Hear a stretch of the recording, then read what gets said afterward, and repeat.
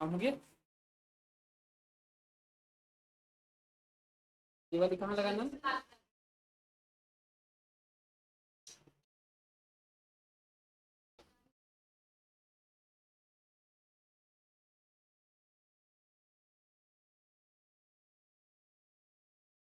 खुल दे मैडम को लगाइए।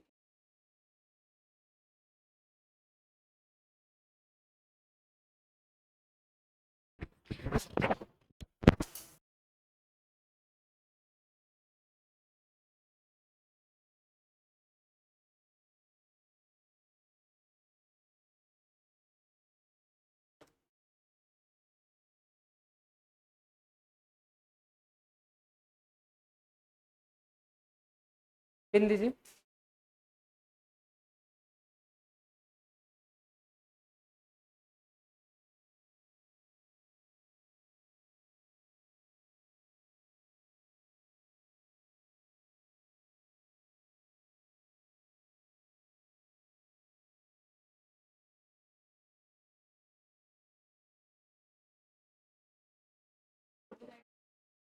सर को बोलिए।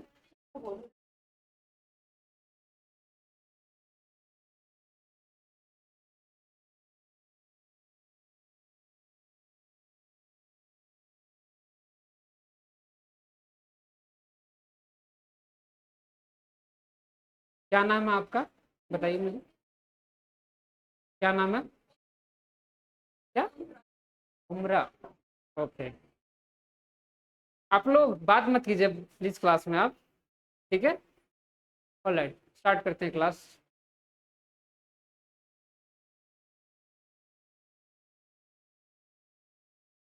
हेलो एवरीवन, आवाज आ रही है? बताइए आप लोग। ओके। तो इन द लास्ट क्लास हम लोगों ने क्या पढ़ा था, बताइए मुझे।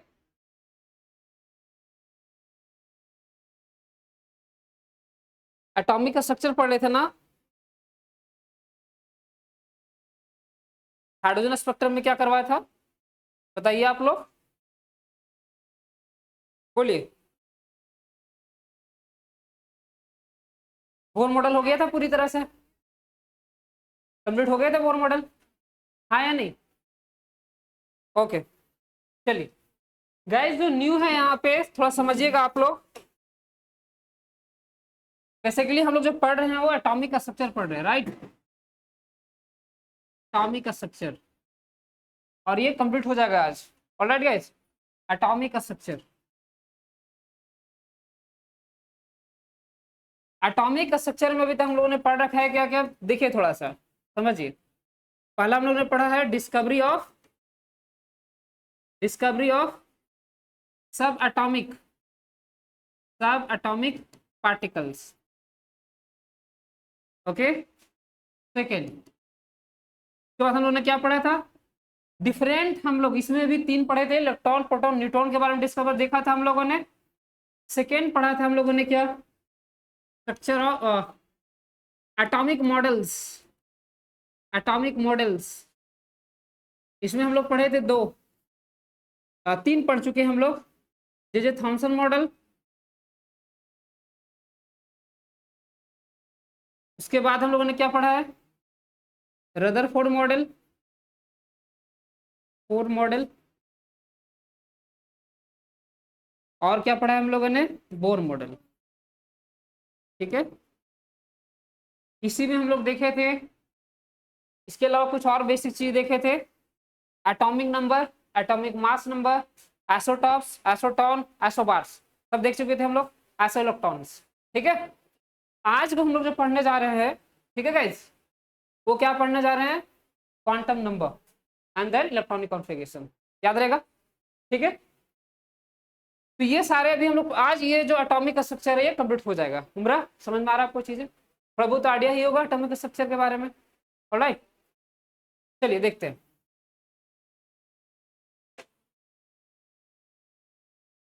तो क्वांटम नंबर को समझने से पहले गाइस हम लोग समझते हैं ऑर्बिट एंड ऑर्बिटल्स। ये दो कौन सा मीनिंग समझते हैं, उसके बाद फिर हम लोग समझेंगे क्वांटम नंबर। ऑलराइट, समझते हैं। तो मुझे बताइए ऑर्बिट क्या होता है? बताइए। ऑर्बिट, ऑर्बिट को गाइस हम लोग किससे रिप्रेजेंट करते हैं? एन से। याद रहेगा आपको चीजें, ठीक है। और दूसरा होता है ऑर्बिटल, ऑर्बिटल, ठीक है।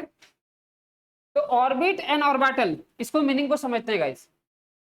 हम लोगों ने ये पढ़ा है बोर मॉडल के अनुसार और रदरफोर्ड मॉडल के अनुसार कि इलेक्ट्रॉन्स क्या करता है, न्यूक्लियस के चारों ओर क्या करता है, रिवॉल्व करता है, ठीक है। तो जब इलेक्ट्रॉन जो है न्यूक्लियस के चारों ओर रिवॉल्व करेगा इन अ फिक्स सर्कुलर पाथ, तो उस पाथ को बोला जाता है क्या? ऑर्बिट। क्या बोला जाता है? ऑर्बिट। तो ये जो पाथ दिख रहा है गाइस, ये क्या है आपका? ऑर्बिट है।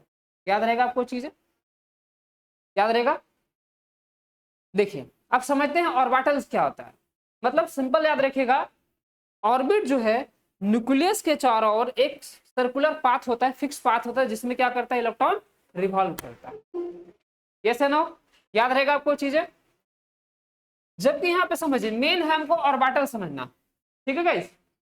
जैसे आप समझिए ये न्यूक्लियस है, इलेक्ट्रॉन्स इसके चारों ओर क्या कर रहा है, रिवॉल्व कर रहा है, राइट।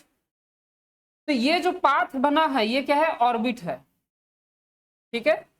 लेकिन समझिएगा ऑर्बिट एक्सप्लेनेशन देता है फिक्स पाथ के बारे में, ऑर्बिटल बताता है क्योंकि इलेक्ट्रॉन देखिए, इलेक्ट्रॉन तो न्यूक्लियस के चारों रिवॉल्व कर रहा है, एक जगह तो फिक्स है नहीं। तो इलेक्ट्रॉन कहाँ पाया जा सकता है? या तो इलेक्ट्रॉन इस पोजीशन पे हो सकता है, यहाँ पे भी हो सकता है, यहाँ पे भी हो सकता है, इस मतलब किसी भी डायरेक्शन में हो सकता है उस पाथ में, है नहीं। तो एक रीजन मिला, एक एरिया, ठीक है आपको, जहां पे इलेक्ट्रॉन्स पाए जाने की पॉसिबिलिटी क्या होगी, सबसे ज्यादा। मतलब ऑर्बिटल जो है गाइस वो एक्सप्लेनेशन देता है क्या, कि न्यूक्लियस के चारों ओर इलेक्ट्रॉन्स कहां पाए जाने की संभावना जो है, मतलब possibility of electron finding electron कहां सबसे अधिक, इसके बारे में कौन एक्सप्लेन करता है, ऑर्बिटल बताता है। तुम्हारा आपको चीजें, मतलब possibility of finding electrons around a nucleus, तुम्हारा आपको चीजें बेसिकली याद रखना। ऑर्बिटल जो है गाइस वो रिप्रेजेंट करता है रीजन को। देखो अब ये पाथ जो बताया था ऑर्बिट है, अब इसके चारों ओर ये देखो, ये वाला पूरा जो स्पेस जो कर रहा हूं मैं, ठीक है ना, ये सारा क्या कहलाएगा उसका, ऑर्बिटल कहलाएगा। क्योंकि इलेक्ट्रॉन्स यहां भी मिल सकता है, इस जगह पे भी मिल सकता है, यहाँ पे भी मिल सकता है, कहीं भी मिल जा सकता है, तुम्हारा ना। तो जहां पे इलेक्ट्रॉन पाए जाने की संभावना सबसे अधिक होती है वो क्या कहलाता है आपका, ऑर्बिटल। याद रहेगा आपको चीजें, ठीक है, समझिएगा। अब ऑर्बिटल से ही आता है क्वांटम नंबर का कॉन्सेप्ट। याद रहेगा आपको चीजें, समझते हैं। तो ऑर्बिट एंड ऑर्बिटल सुना गया, एग्जाम में कभी नहीं आएगा कि what is orbit and orbital, इसके बारे में पूछा नहीं जाएगा, मेन है क्वांटम नंबर, इसलिए आपको डेफिनेशन भी बता रहा हूं, ठीक है। बस इतना याद रखना कि orbital explain about the region around nucleus where the electrons, या बोल सकते हैं कि जहां पे इलेक्ट्रॉन क्या कर सकता है, possibility of finding of electron सबसे ज्यादा होता है। याद रहेगा आपको चीजें, ठीक है। चलिए अब इसी चीज का बेहतर एक्सप्लेनेशन देता है कौन, क्वांटम नंबर। तो हेडलाइन बनाइए क्वांटम नंबर, क्वांटम नंबर,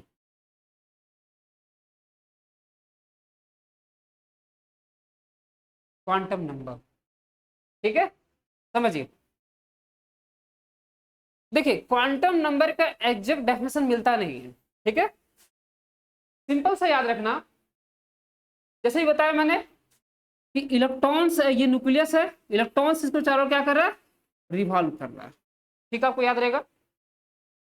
तो क्वांटम नंबर गाइस क्या बताता है, एक प्रकार का नंबर होता है, ठीक है ना, जो बताता है, क्या बताता है कि न्यूक्लियस के चारों ओर इलेक्ट्रॉन्स कहां मतलब पोजीशन ऑफ इलेक्ट्रॉन के बारे में क्या करता है, एक्सप्लेनेशन देता है। याद रहेगा, ठीक है। तो quantum number is a type of a number which explain the position of electron around a nucleus. याद रहेगा आपको चीजें, ठीक है। तो इसका डेफिनेशन क्या बना, लिखिए, it is a type of, type of, क्या हो जाएगा आपका, type of number which explain the position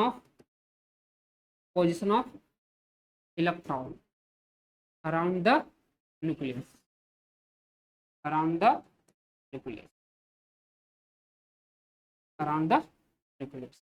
याद रहेगा आपको चीजें, समझिएगा ध्यान से।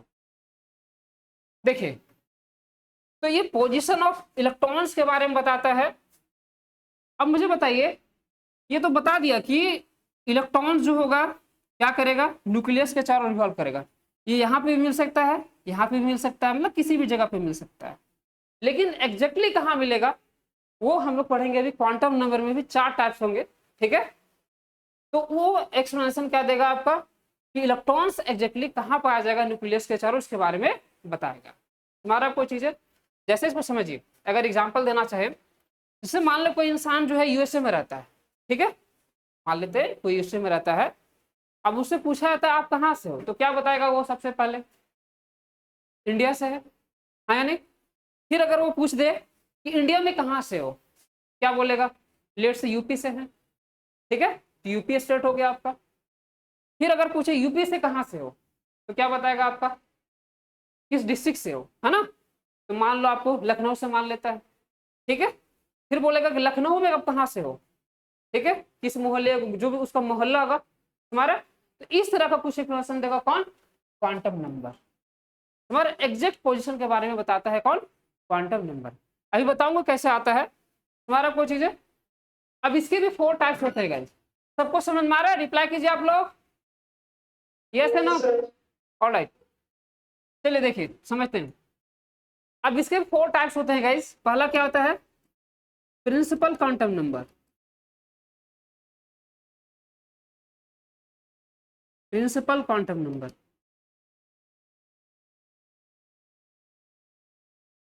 कंफ्यूज मत होइएगा, एल वाला नहीं है यहाँ पे, ठीक है ना, PAL होता है, याद रहेगा, प्रिंसिपल क्वांटम नंबर, ठीक है। इसको गाइस हम लोग रिप्रेजेंट करते हैं N से। किससे रिप्रेजेंट करेंगे, N से। और देखिए समझिएगा, प्रिंसिपल क्वांटम नंबर, चलिए एक बार पहले लिखवा देता हूं, उसके बाद फिर एक एक करके पढ़ते हैं बारिश। Azimuthal quantum number, quantum number इसको रिप्रेजेंट करते हैं L से गाइस। थर्ड क्या होता है आपका, magnetic quantum number, magnetic quantum number लिखते जाइए आप लोग। मैग्नेटिक क्वांटम इसको रिप्रेजेंट करते हैं ML से। देखिए मैग्नेटिक L जो है, ठीक है, सब सेल को रिप्रेजेंट करता है, आगे बताऊंगा मैं आपको, ठीक है, ध्यान रखिए। नेक्स्ट होता है क्या आपका, spin quantum number, spin quantum number. तो ध्यान समझिएगा तभी इलेक्ट्रॉनिक कॉन्फिगरेशन समझ में आएगा आपको अच्छा से, ठीक है। स्पिन क्वांटम इसको किससे रिप्रेजेंट करते हैं, देखो कहीं कहीं बुक में S भी लिख देता है, ठीक है, कहीं कहीं बुक में मिलता है MS, याद रहेगा आपको, ठीक है, स्पिन क्वांटम नंबर, ऑलराइट, समझिएगा ध्यान से। लिख लिया आप लोगों ने, चलिए इसको बारे में थोड़ा थोड़ा हम लोग जानकारी लेते हैं, ऑलराइट, लिख लिया।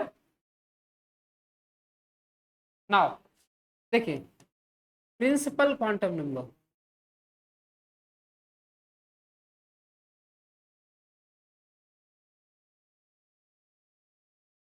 इसको रिप्रेजेंट करते हैं गाइस N। देखिए अभी हम लोगों ने देखा है क्या कि इलेक्ट्रॉन्स जो है वो फिक्स पाथ में क्या करता है, रिवॉल्व करता है, हमारा कोई चीज है, और उस पाथ को ही क्या बोला जाता है, ऑर्बिट, है ना। और ऑर्बिट में ही आगे जाकर क्या बनाता है, सेल, याद है आपको चीजें। तो ये बनता है क्या, KL, और क्या बनता है, M। इसी तरह क्या होगा, ये N तक जाएगा, इस तरह MNOPQR बढ़ता चला जाएगा, ठीक है, याद रहेगा आपको चीजें।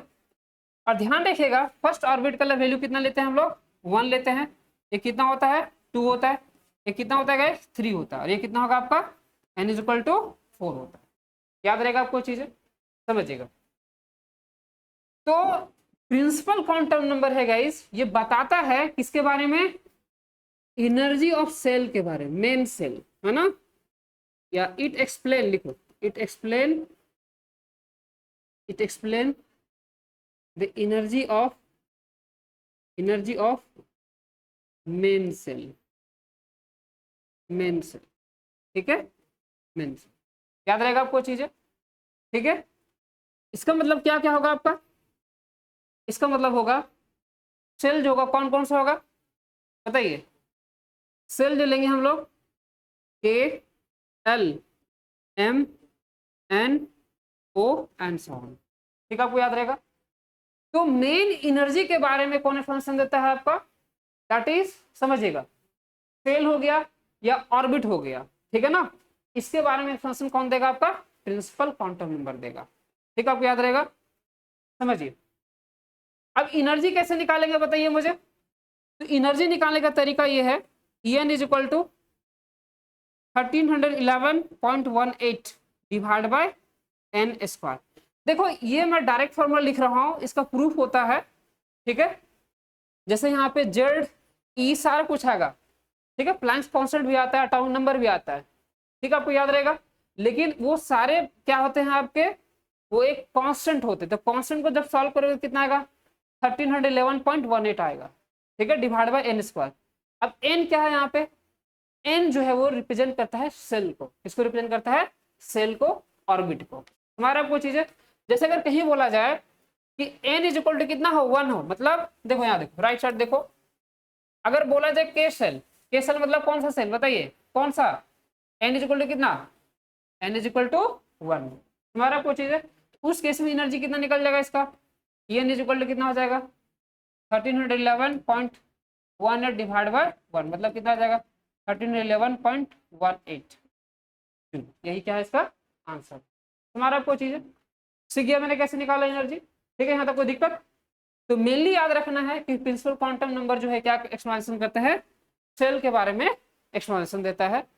चलिए समझते हैं, अब हम लोग इलेक्ट्रॉनिक कॉन्फ़िगरेशन पढ़ने वाले हैं तो जैसे टॉपिक के बाद, तो याद रखिएगा अगर कहीं लिखा हुआ है 2p2 इस तरह कहीं लिखा हुआ लेट्स से, है ना, तो ये जो नंबर होता है ना शुरुआत वाली ये नंबर, वो किसको रिप्रेजेंट करता है, प्रिंसिपल क्वांटम नंबर को रिप्रेजेंट करता है, सेल को रिप्रेजेंट करता है, ऑर्बिट को रिप्रेजेंट करता है। अगर यहाँ पे देखे 2p2 है और ये नंबर जो है वो n को रिप्रेजेंट कर रहा है, ठीक है, n ऑर्बिट को रिप्रेजेंट कर रहा है, तो मतलब कौन सा सेल बताइए, कौन सा सेल, एल, देखिए 2 कब होता है इनका वैल्यू, जब एल सेल में होगा वो, हमारा आपको चीज मतलब वो एल सेल में है, हमारा आपको चीज ये, ठीक है। तो हमेशा याद रखना, जैसे कि और एग्जांपल देखिए कहीं लिखा हुआ है 3d10, इसका मतलब क्या हुआ कि अगर ये कौन सा है, ये प्रिंसिपल क्वांटम को रिप्रेजेंट करेगा और ये कौन सा जाएगा n इज इक्वल टू 3 होगा, और n इज इक्वल टू मतलब कौन सा सेल, m सेल, याद रहेगा आपको चीज यहाँ तक, ठीक है, हो गया, नोट्स बना लिया आप लोगों ने, मैं आगे बढ़ू फिर, ठीक है, मैं आगे आपको चीजें आगे देखते हैं, आप लिख नहीं रही है, नोट्स गया हुआ है, समझते हैं नेक्स्ट।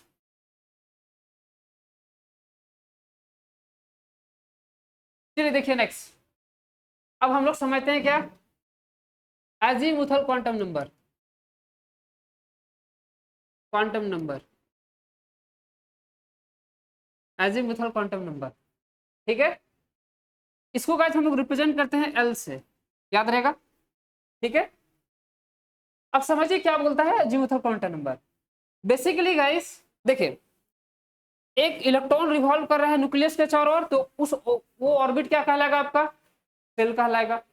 अब सेल के अंदर में क्या होता है आपका, सब सेल होते हैं, जैसे ये के सेल है, एल है, इस तरह एम बढ़ता है, इसके अंदर में क्या होगा आपका, इसके अंदर में क्या होगा, सब सेल होगा।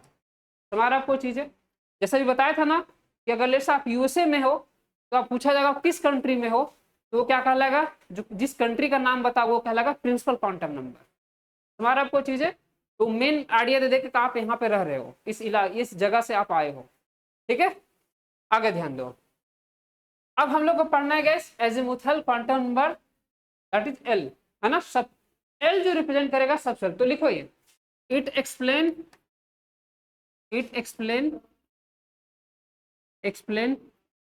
द एनर्जी ऑफ सब सेल, क्या बताता है? सब सेल के बारे में बताता है। ठीक है, दूसरी चीज आप समझिए, सब सेल कितने तरह के होते हैं बताइए आप लोग? सब shell basically S P D, F के बाद क्या आता है बताइए? पढ़े हैं ना आप लोग? जवाब दीजिए, इसके बाद क्या आता है? यही तक पढ़े हैं। देखो एस पी डी, अगर आपसे ज्यादा पूछा है तो वो आएगा जी, उसके बाद क्या आएगा? एच। इस तरह से बढ़ता चला जाएगा अल्फाबेटिकल, याद रहेगा। स्टार्ट होता है एस से, एफ, उसके बाद आएगा जी, देन एच, याद रहेगा आपको, ये बढ़ता चला जाएगा। हम लोग को जो मेनली जानना है ये एसपीडी, लेकिन अगर कोई पूछ दे तो जी एच आपको याद रखना है। ठीक है, तो सेल जो होगा, सब सेल जो होगा कितना होगा आपका? एस सब सेल, पी सब सेल, डी सब सेल, एफ सब सेल, और क्या होगा? जी देन एच, इस तरह से बढ़ता चला जाएगा। याद रहेगा आपको चीजें, समझिएगा। तो चलिए अब समझिएगा थोड़ा सा एक चीज और, एस सब सेल में, एस जो सब सेल होगा कितना मैक्सिमम इलेक्ट्रॉन होता है बताइए मुझे? मैक्सिमम इलेक्ट्रॉन कितने होते हैं? 2 होते हैं, याद रहेगा। इलेक्ट्रॉनिक कॉन्फ़िगरेशन में भी हम लोग यूज करेंगे, 2 इलेक्ट्रॉन होते हैं। ठीक है, उसी तरह पी में कितने होंगे गाइस? पी सब सेल में कितने हो जाएंगे? 6 इलेक्ट्रॉन हो जाएंगे, है ना। और डी में कितने हो जाएंगे? कितने हो जाएंगे? 10 इलेक्ट्रॉन। और एफ में कितने हो जाएंगे?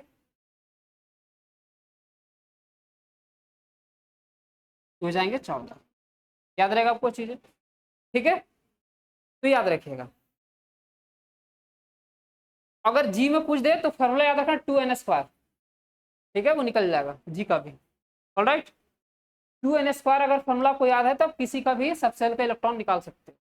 ऑलराइट, चलो समझते हैं। तो एफ सब सेल में 40 इलेक्ट्रॉन होगा, याद रहेगा यहाँ तक। तीसरी पॉइंट इसमें याद रखना है, याद रखना है इसमें कि ये जो एक्सप्लेनेशन देता है एंगुलर मोमेंटम के बारे में, क्योंकि इलेक्ट्रॉन, देखो इलेक्ट्रॉन इस सेल में और ट्रेवल कर रहा है, ऑर्बिट में कर रहा है, सेल में कर रहा है। अब सेल के अंदर में होता है क्या? सब सेल होता है। हमारा आपको चीजें, जैसे यूएसए के केस में कंट्री का नाम बताओगे तो क्या हो जाएगा आपका? वो हो गया प्रिंसिपल क्वांटम नंबर n हो गया। अब किस स्टेट में रह रहे वो क्या हो जाएगा आपका? सब सेल की कैटेगरी में आ जाएगा। ठीक है, आपको याद रहेगा, ध्यान देखिए। तो लिखो, it also explain, it also explain, क्या एक्सप्लेनेशन देता है? Explain angular momentum, angular momentum, momentum of सब सेल। ठीक है गाइस, और एंगुलर मोमेंटम निकालने का तरीका क्या है आपका? लिखिए h/2 √L×L+1, ये होता है। ठीक है, याद रहेगा आपको चीजें। अब ये L कैसे निकलता है गाइस? तो L निकालने का तरीका ये है, देखिए L कैसे निकाला जाता है। तो नंबर ऑफ सब सेल, बताइए आप लोग, नंबर ऑफ सब सेल कैसे निकालते हैं? बोलिए।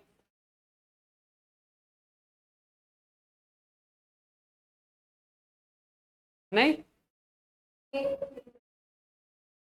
सॉरी, आप लोग बताइए। n-1, yes. L निकालने का तरीका है गाइस n-1, ठीक है, आपको याद रहेगा। ओके, एग्जाम्पल देखो, ये लिख लिया आप लोगों ने? यस नो, आप लोग बताइए। ये लिख लिया गाइस? बुक क्लीन करूं मैं ऑनलाइन? आप लोग बताइए, एवरीवन।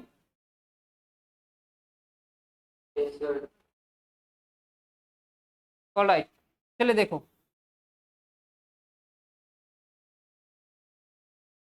या इसको क्लीन करता हूं मैं, कैंसिल नहीं करता हूँ। हाँ देखो, चलिए समझते हैं अब। तो नंबर ऑफ सब सेल निकालना हो तो L इज इक्वल टू कितना होगा? n-1। जैसे आपसे पूछा जाए क्वेश्चन में कि अगर कोई n इज इक्वल टू, या ऐसा समझो, कोई नहीं, ले लेते n इज इक्वल टू 3 हो, ठीक है। अब n इज इक्वल टू 3 मतलब कौन सा shell, K L M shell, yes no.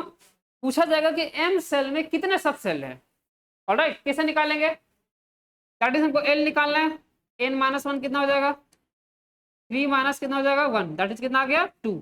और 2 का मतलब ये नहीं है, देखो कैसे निकालते हैं, कैसे निकालेंगे इसको, देखो ये जब भी स्टार्ट करना है 0 से स्टार्ट करना है आपको, ठीक है।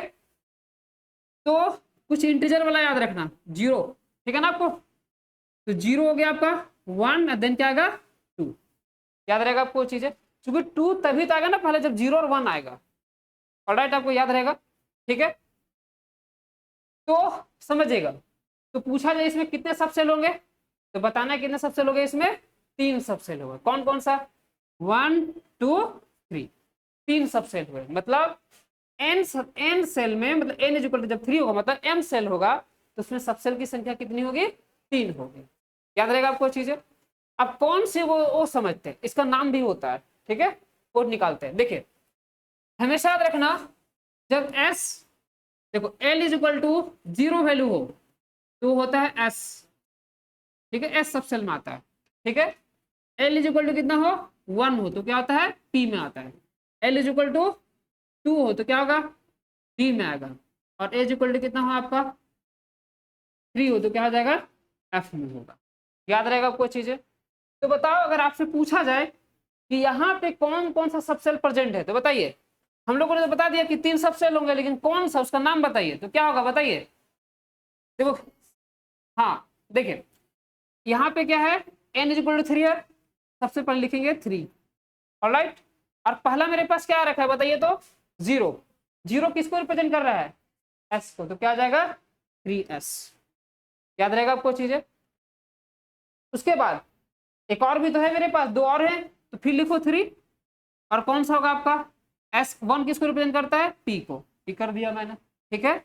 उसके बाद क्या होगा 3 होगा, और 2 किसको रिप्रेजेंट करता है D को। तो इसमें 3 सबसेल है, कौन कौन, 3S 3P 3T, याद रहेगा आपको चीज, कैसे निकाला सुना गया आपको चीज, है नहीं। चलो एक क्वेश्चन करो, खुद से करो, नंबर ऑफ सबसेल, खुद से बनाओ, subshell in in in L shell, निकाल के देखो।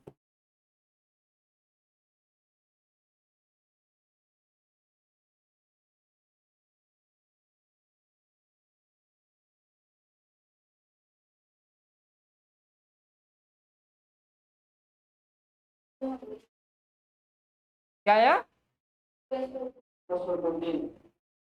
2S 2P KL, अच्छा हाँ ठीक है, आप लोग से बना क्या आया 2S और 2P, सबसे निकालना सीखिए।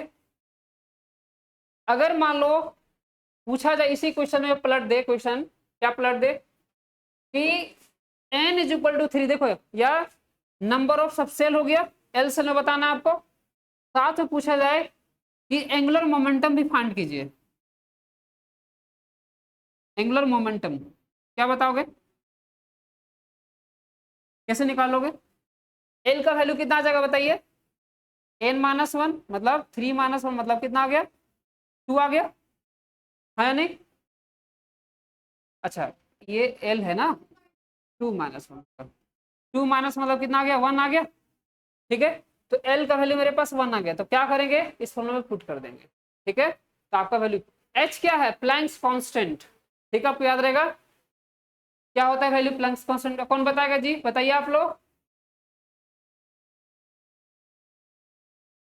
34 क्या यूनिट, यूनिट बताइए, जूल पर केल्विन पर मोल, याद रहेगा। चलिए तो सीख गया आपने नंबर ऑफ सबसेल निकाला, कैसे निकालते हैं हम लोग, ठीक है। चलिए अब आते हैं नंबर ऑफ ऑर्बिटल निकालना, लिखे, अब सीखिए magnetic quantum number, magnetic quantum number,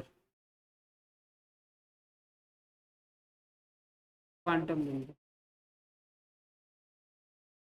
तो ml से रिप्रेजेंट किया जाता है, ठीक है। देखिए it explain it explain about number of orbital in subshell. Subshell में कितने ऑर्बिटल हैं उसके बारे में बताता है। ठीक है, अब याद रखना जो सबसेल होता है वही बनता है ऑर्बिटल्स। ठीक है, तो मेनली हम लोग पढ़ते आ रहे हैं कि 4 तरह का होता है, लेकिन आप आगे भी बढ़ा सकते हो। ठीक है, तो ऑर्बिटल्स क्या क्या हो जाएंगे? पहला हो जाएगा S orbital, S orbital. Second क्या हो, देखो अब एस में मैक्सिमम कितने इलेक्ट्रॉन होते हैं? 2। अब इलेक्ट्रॉनिक कॉन्फ़िगरेशन जब करेंगे तो इसके मैक्सिमम इलेक्ट्रॉन 2 हो सकता है एस में। इसके ऑर्बिटल देखो, ऑर्बिटल का साइन होता है गाइस ये रेक्टेंगल या स्क्वायर, तुम्हारा आपको चीज है। और तो एस के लिए कितना ऑर्बिटल बनेगा? इसमें चूंकि मैक्सिमम 2 इलेक्ट्रॉन होते हैं तो इसका हाफ कर दो, कितना बनेगा इसके लिए? 1 ऑर्बिटल बनेगा। याद रहेगा? ठीक है, उसी तरह याद रखो पी का क्या हो जाएगा आपका? पी ऑर्बिटल सेकेंड टाइप्स, इसमें कितने इलेक्ट्रॉन? 6 इलेक्ट्रॉन। याद रहेगा? इसके बनेंगे कितने? 3।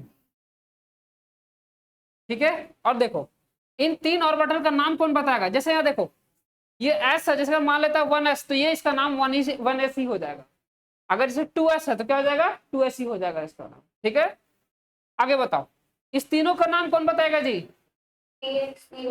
Yes, P X Y, P Y Z, P Z X. याद रहेगा नाम तीनों ऑर्बिटल का, और तीनों की एनर्जी इसमें क्या होता है? इक्वल होता है। याद रहेगा? ठीक है, ध्यान रखिएगा यहाँ पे ये X P Y P Z X क्या बताता है कि इलेक्ट्रॉन ये एक्सिस को रिप्रेजेंट करता है। ठीक है, कि इलेक्ट्रॉन्स पी ऑर्बिटल में तो है लेकिन कहाँ पे? पी एक्सिस में, तो अलोंग एक्स और वाई के बीच में होगा इलेक्ट्रॉन। ठीक है, शेप्स आप लोग को नहीं पढ़ना है, उतना डेप्थ में नहीं जा रहा हूँ शेप्स वाला, जब शेप्स पढ़ाते हैं तो वहां बताते हैं सब कॉन्सेप्ट। ठीक है, बस इतना याद रखो कि इलेक्ट्रॉन्स कहाँ पाया जाएगा? यहाँ पे एक्स और वाई में पाया जाता है। ठीक है, आपका पी ऑर्बिटल इलेक्ट्रॉन तो है लेकिन कहाँ पे? Electron will be find in around Y और जेड एक्सिस के बीच में। ठीक है, ध्यान रखिए ये होता है एक्स एक्सिस, ये होता है जेड एक्सिस और ये होता है वाई एक्सिस। ठीक है, ये होता है वाई एक्सिस। ऑलराइट, और पी, हाँ बोलिए।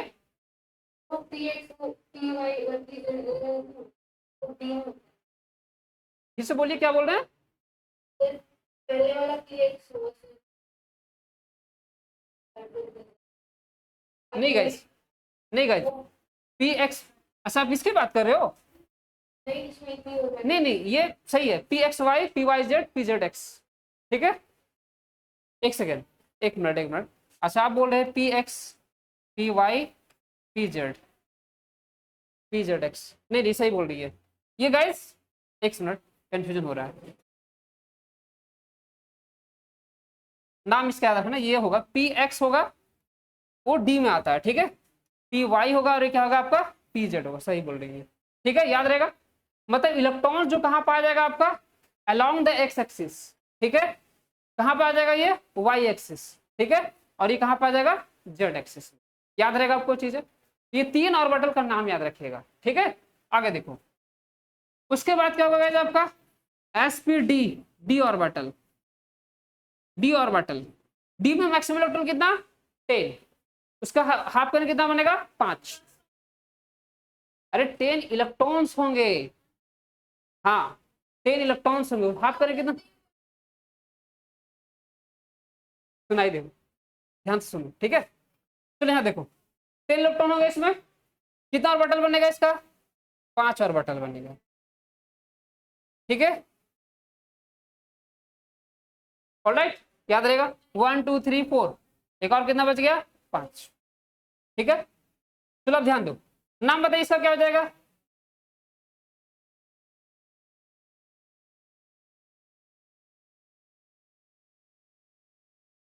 ये क्या हो जाएगा? D X square minus Y square, और क्या हो जाएगा? D Z square. ये सुना रहा है? इसका मतलब ये हुआ कि इलेक्ट्रॉन्स कहाँ प्रेजेंट होंगे? एक्स और वाई के बीच में होंगे। ठीक है, ये कहाँ पे होगा? वाई और जेड के बीच में। ठीक है, इलेक्ट्रॉन्स कहाँ होगा, डी में ऑर्बिटल में तो होगा, लेकिन कहाँ, जेड और एक्स में होगा। ये कहाँ होगा, एक्स और वाई स्क्वायर में होगा। ठीक है, अलॉन्ग, इसका मतलब होता है अलॉन्ग एक्स स्क्वायर और वाई स्क्वायर। ठीक है, आपको याद रहेगा। और ये जेड एक्सिस पे एक लॉब बनाया जाएगा, अलॉन्ग द जेड एक्सिस। याद रहेगा आपको चीजें, ये नाम याद रखिएगा ऑर्बिटल्स का, जरूर याद रखना है आप लोग को। फोर्थ आपको पढ़ना है एफ ऑर्बिटल। एफ ऑर्बिटल को कोई फिक्स नाम नहीं होता है। ठीक है, 14 इलेक्ट्रॉन तो कितना बनेगा इसमें, 7 ऑर्बिटल, 1 2 3 4 5 6 7 हो गया, और ये कितना हो गया, याद रहेगा। इसी तरह आप किसी को बढ़ा सकते हैं, एफ जी एच पूरा चलता चला जाएगा। ठीक है, याद रहेगा यहाँ तक। चलो, ये ऑर्बिटल के बारे में हो गया। चलिए अब निकालते हैं कैसे, वो समझते हैं। नंबर ऑफ ऑर्बिटल्स ये लिख लिया आप लोगों ने, हाँ या नहीं। चलो आगे देखें, समझते हैं। अब हम लोग कैसे फाइंड करेंगे number of orbitals, number of orbitals, number of orbital. ठीक है, देखिए ऑर्बिटल निकालने का तरीका है गाइस, एमएल निकालने का तरीका क्या है, जितना भी वैल्यू आएगा, जैसे मान लो वैल्यू आएगा एल का, जैसे एल वैल्यू आपका आया हुआ है, ठीक है ना, तो क्या आ जाएगा आपका, इंटीजर लेंगे, एक साइड प्लस, दूसरी तरफ क्या आ जाएगा, माइनस। ठीक है, जैसे एग्जांपल देखो, क्वेश्चन में एक एग्जांपल देखो, जैसे कहीं लिखा हुआ है कि n इज इक्वल टू 3 में कितने नंबर ऑफ ऑर्बिटल्स होंगे। ठीक है, कैसे निकालोगे, तो पहले निकालना होगा मुझे एल निकालने के लिए 3 माइनस 1 क्या हो जाएगा आपका, 2 आ जाएगा। ठीक है, अब हमको निकालना है क्या आपका, एल मुझे पता है, अब नंबर ऑफ ऑर्बिटल्स निकालना, क्या हो जाएगा आपका, M L is equal to, देखिए तो M L is equal to कितना हो जाएगा, 2 आ रखा है ना, इसको वैल्यू लेंगे कितना, 0 स्टार्ट करेंगे, फिर कितना हो जाएगा, +2, इधर कितना हो जाएगा, -2, मतलब कितना हो जाएगा, समझिए इसमें हो जाएगा, इसको और भी तोड़ेंगे हम लोग, तो -2, ये -1 0, ये कितना हो जाएगा, +1, ये कितना हो जाएगा, +2, मतलब नंबर ऑफ ऑर्बिटल कितना निकला इसमें, काउंट करो, 1 2 3 4 5। तो जब के एल एम सेल रहेगा, ठीक है ना, उसमें कितने नंबर ऑफ ऑर्बिटल होंगे, इसमें 5 नंबर ऑफ ऑर्बिटल्स होंगे। याद रहेगा आपको चीजें। ठीक है, तो यहां से निकलेगा कितना, 5 ऑर्बिटल्स। सीख गए यहां तक निकालने के लिए, कैसे निकालो नंबर ऑफ ऑर्बिटल्स। ठीक है, चलिए खुद से निकालो, खुद से निकालो, n इज इक्वल टू कितना हो, लेट से 2 हो, निकालो इसमें, खुद से निकालो नंबर ऑफ ऑर्बिटल्स, 3 आएंगे, यस 3 आएंगे।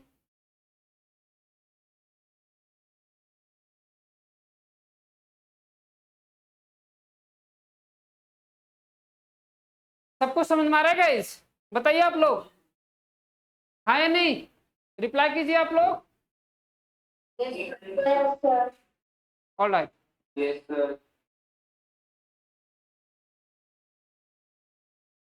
हो गए,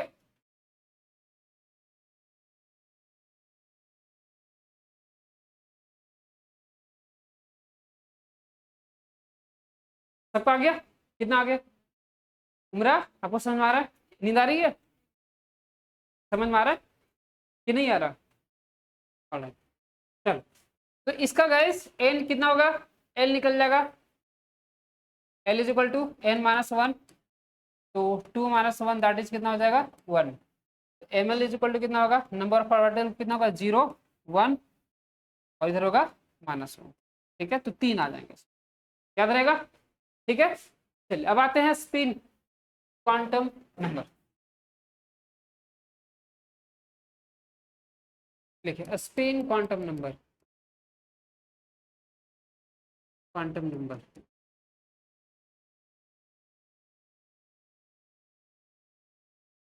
स्पिन क्वांटम नंबर,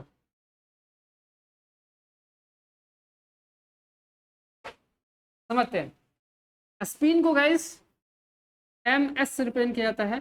ठीक है, या कहीं कहीं बुक में s भी लिख देता है। ठीक है, तो कंफ्यूज नहीं होना है दोनों में।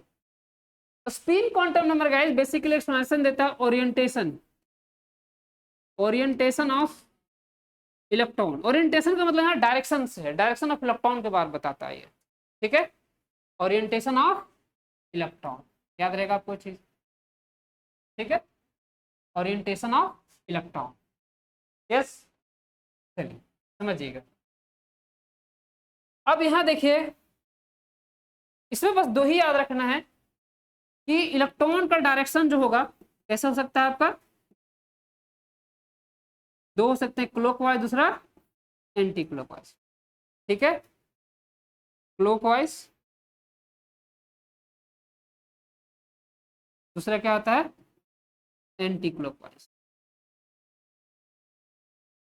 क्लॉकवाइज, ठीक है।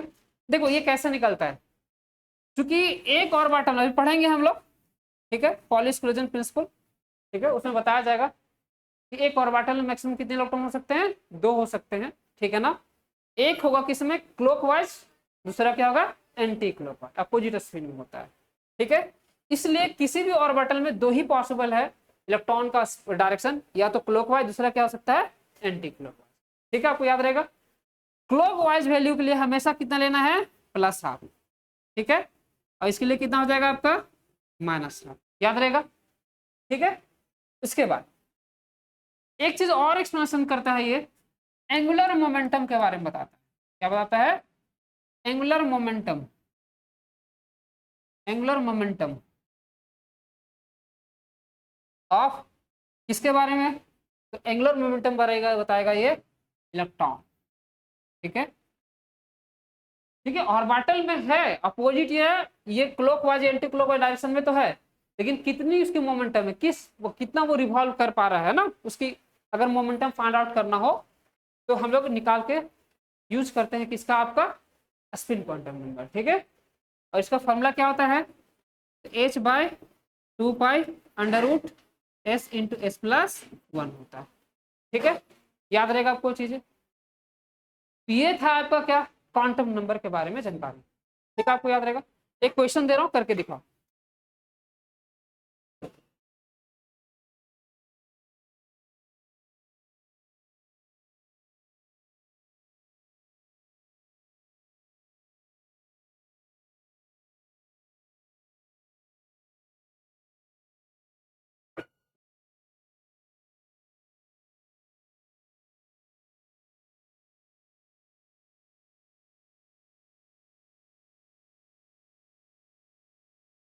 लिखो, क्वेश्चन लिखो।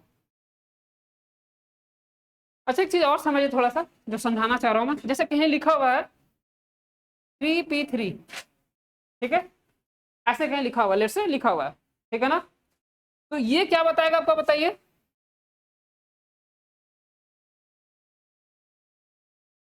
एक सेकंड, रिप्लाई, यस,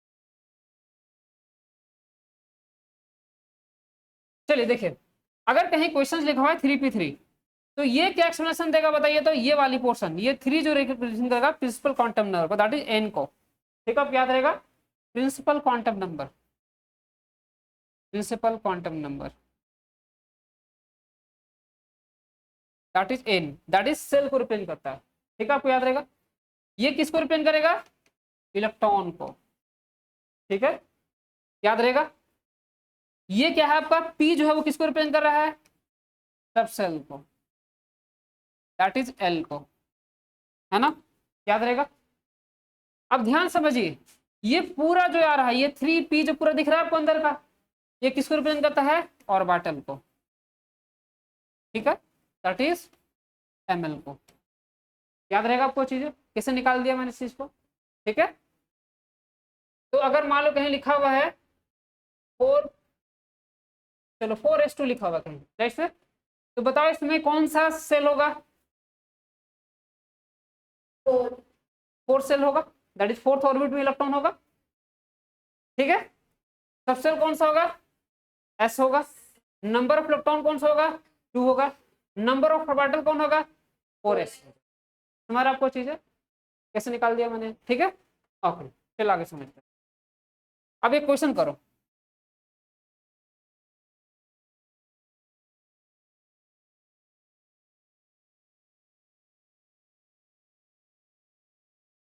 क्वेश्चन है आपका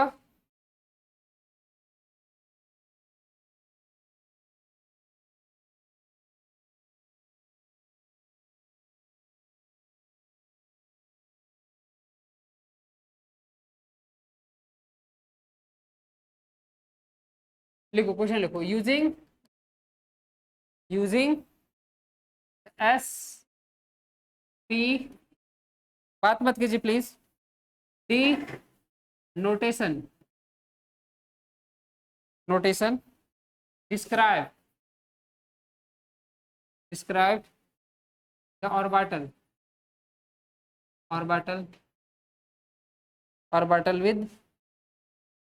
विद फॉलोइंग क्वांटम नंबर,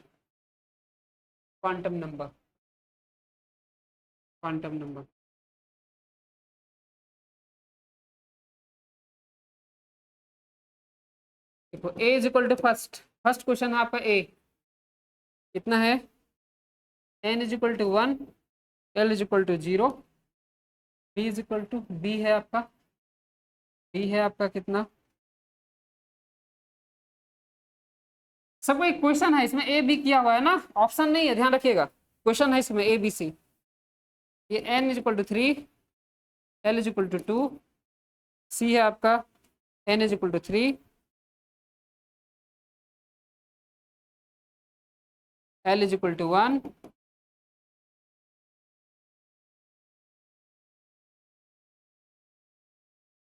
और d है आपका n is equal to 2, l is equal to 1, e है आपका n इज इक्वल टू 4 और इज इक्वल टू 3। चलो बताओ ऑर्बिटल बताओ। हाँ 1s आ गया, दूसरा बताओ 3d, कितना आ गया 3p, ये क्या हो जाएगा 2p, बिल्कुल सही है। ये क्या आ जाएगा आपका 4 क्या, l इज इक्वल टू कितना है 3 है ना, 3 किसको रिप्रेजेंट करता है, f को, है ना 4f। याद रहेगा आपको चीजें कैसे निकाल रहा हूँ मैं, ठीक है। इस तरह से भी क्वेश्चन आ सकते हैं, पूछा जा सकता है, ठीक है। चलिए अब आते हैं इलेक्ट्रॉनिक कॉन्फ़िगरेशन के ऊपर।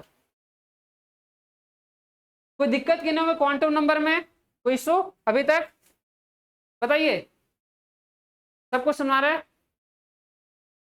उमरा नाम है ना,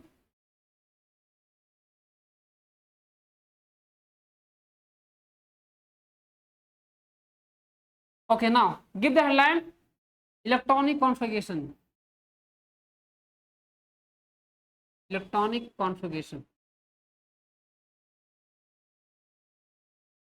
देखो यहां से हर बार क्वेश्चन आता है आपका आईमेट में, ठीक है, तो ध्यान समझिएगा। ऑलराइट, इलेक्ट्रॉनिक कॉन्फ़िगरेशन अभी हम लोगों ने कितना पढ़ा बताइए, ऑर्बिटल कितना पढ़ा अभी, जनरली 4 देखा हम लोगों ने, s p d f orbitals, है ना।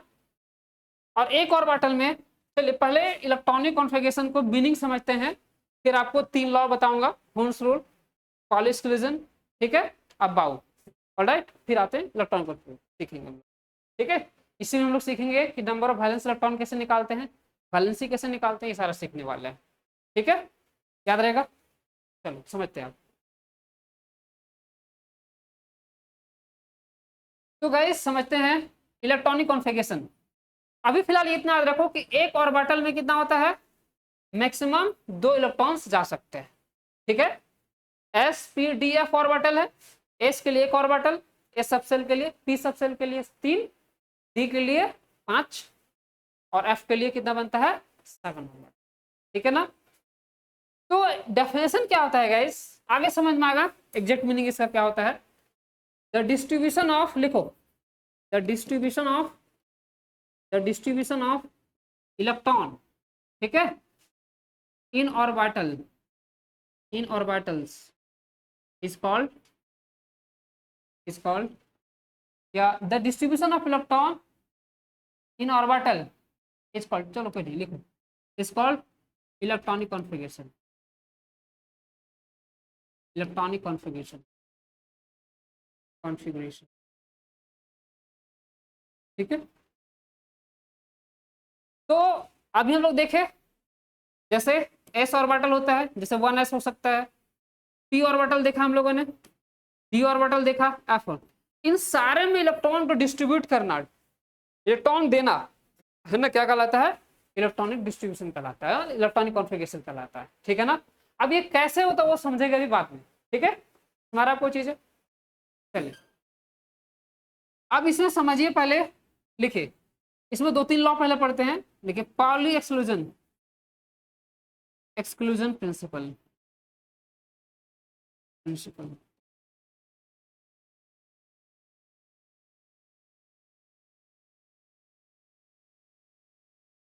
देखिए इतना याद रखिएगा, सिंपल सा। पाउली एक्सक्लूजन प्रिंसिपल ये बोलता है कि एक ऑर्बिटल में मैक्सिमम कितने इलेक्ट्रॉन हो सकते हैं? 2 इलेक्ट्रॉन हो सकते हैं विद अपोजिट स्पिन। अगर एक क्लॉकवाइज, दूसरा किस में जाएगा? एंटी क्लॉकवाइज में जाएगा। हमारा आपको चीज है, तो सिंपल याद रखना है क्या? इट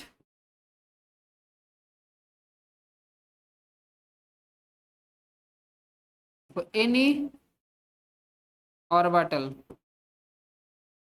कंसिस्ट या कंटेन 2 इलेक्ट्रॉन,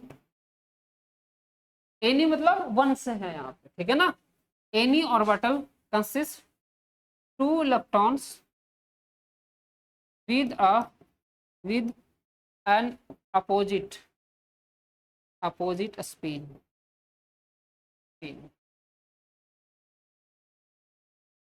ठीक है, बस इतना ही याद रखना है, ज्यादा नहीं जानना।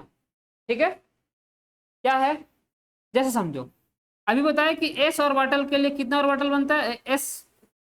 एस सबसेल के लिए एस ऑर्बिटल में कितने, इसके हम लोग बनाएंगे रेक्टेंगल एक, तो इसमें कितना इलेक्ट्रॉन जा सकता है? मैक्सिमम 2 इलेक्ट्रॉन जा सकता है, एक क्लॉकवाइज, दूसरा एंटी क्लॉकवाइज में ही जा सकता है। यही बोलता है। आप कोई भी लेंगे, पी का बनता है कितना? 3 बनता है। हम लोग पी सबसेल के लिए 3 ऑर्बिटल बनाते हैं, तो एक ऑर्बिटल में मैक्सिमम कितना जाएगा? 2 इलेक्ट्रॉन विद अपोजिट। याद रहेगा आपको चीजें, ठीक है। उसी तरह एफ में कितना हो जाएगा आपका?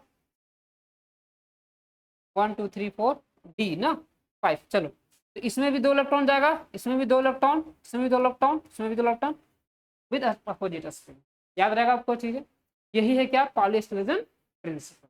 याद रहेगा, ठीक है। नेक्स्ट, आगे देखिए। अब आता है gas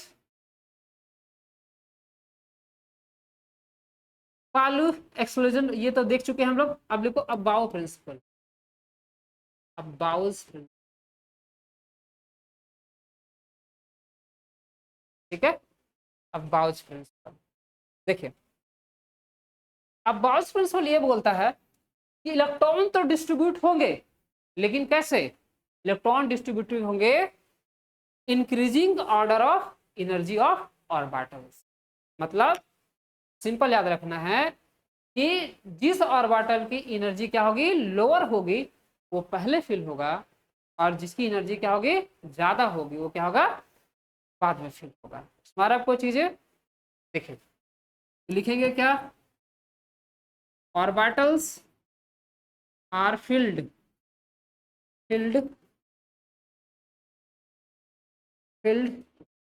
in increasing order of increasing order of increasing order of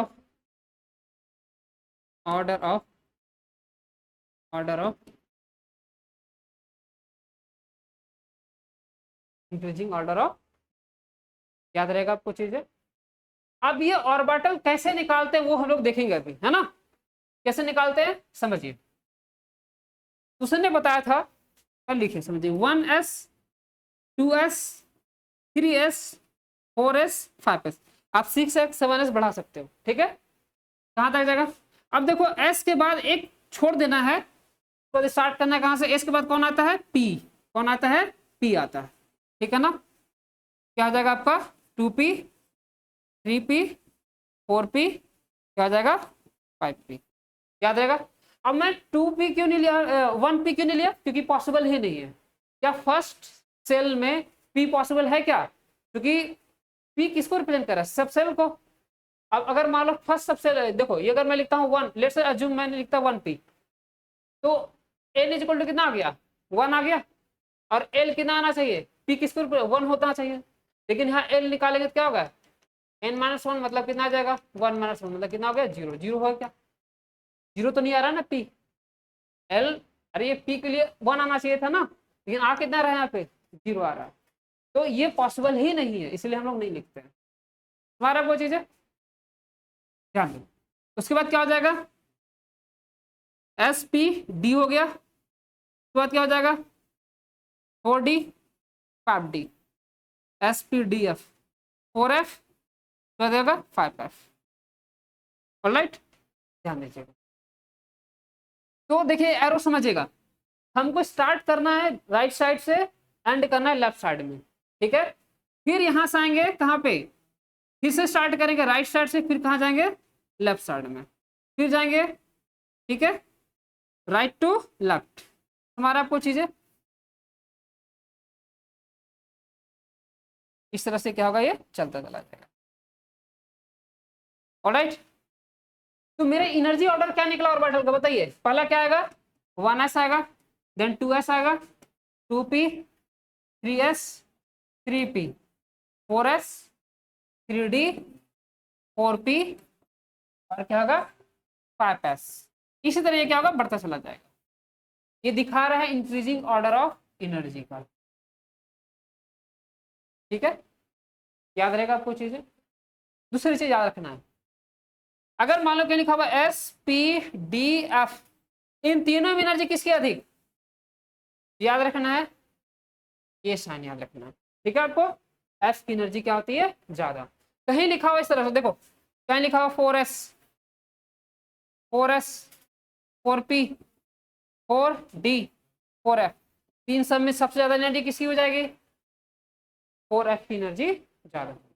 याद रहेगा आपको चीजें, ठीक है गाइस, आप लोग को समझ में आ रहा है, रिप्लाई कीजिए, ठीक है। तो अकॉर्डिंग टू अबाव प्रिंसिपल हमको एनर्जी इन ऑर्डर क्या मिला मुझे, S, 1s, 2s, 2p, 3s, 3p, 4s, 3d, 4p and so on बढ़ता चला जाएगा, ठीक है, आपको याद रहेगा।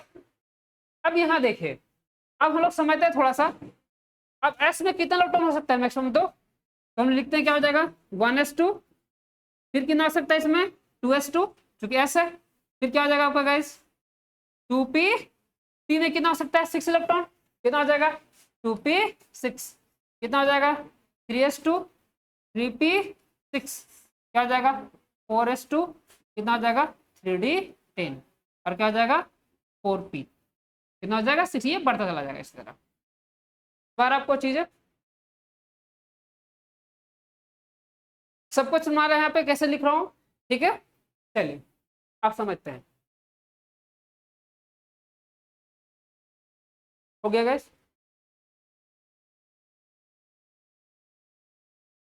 तो एक रूल और समझते हैं हम लोग। अच्छा एक चीज और बताइए, अगर आपसे क्वेश्चन ये पूछा जाए कि एस पी डी एफ है, ऑलराइट, अब एस पी डी एफ में न्यूक्लियस के नजदीक कौन है, एस ऑर्बिटल्स, याद रहेगा आपको चीजें, मतलब इलेक्ट्रोस्टैटिक फोर्स ऑफ प्रोटेक्शन सबसे ज्यादा कहां पे होगा, एस ऑर्बिटल में सबसे ज्यादा होगा, क्योंकि इलेक्ट्रॉन फील्ड कहां पे होगा, सबसे पहले एस के एस में होगा, और वो एस जो होगा न्यूक्लियस के नजदीक होगा, याद रहेगा आपको चीजें।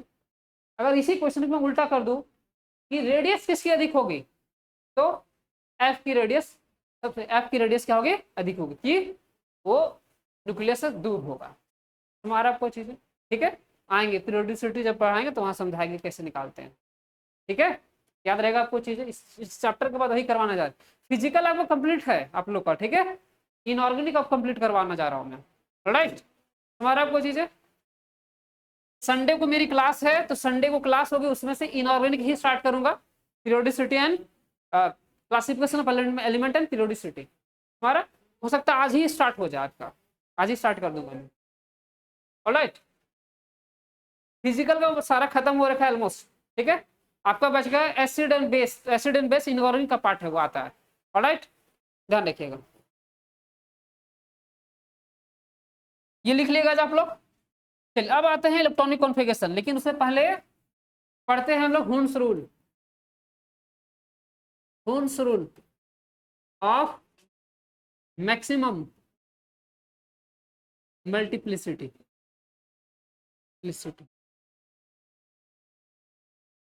ठीक है, Hund's rule of maximum multiplicity, याद रहेगा आपको चीजें, ठीक है।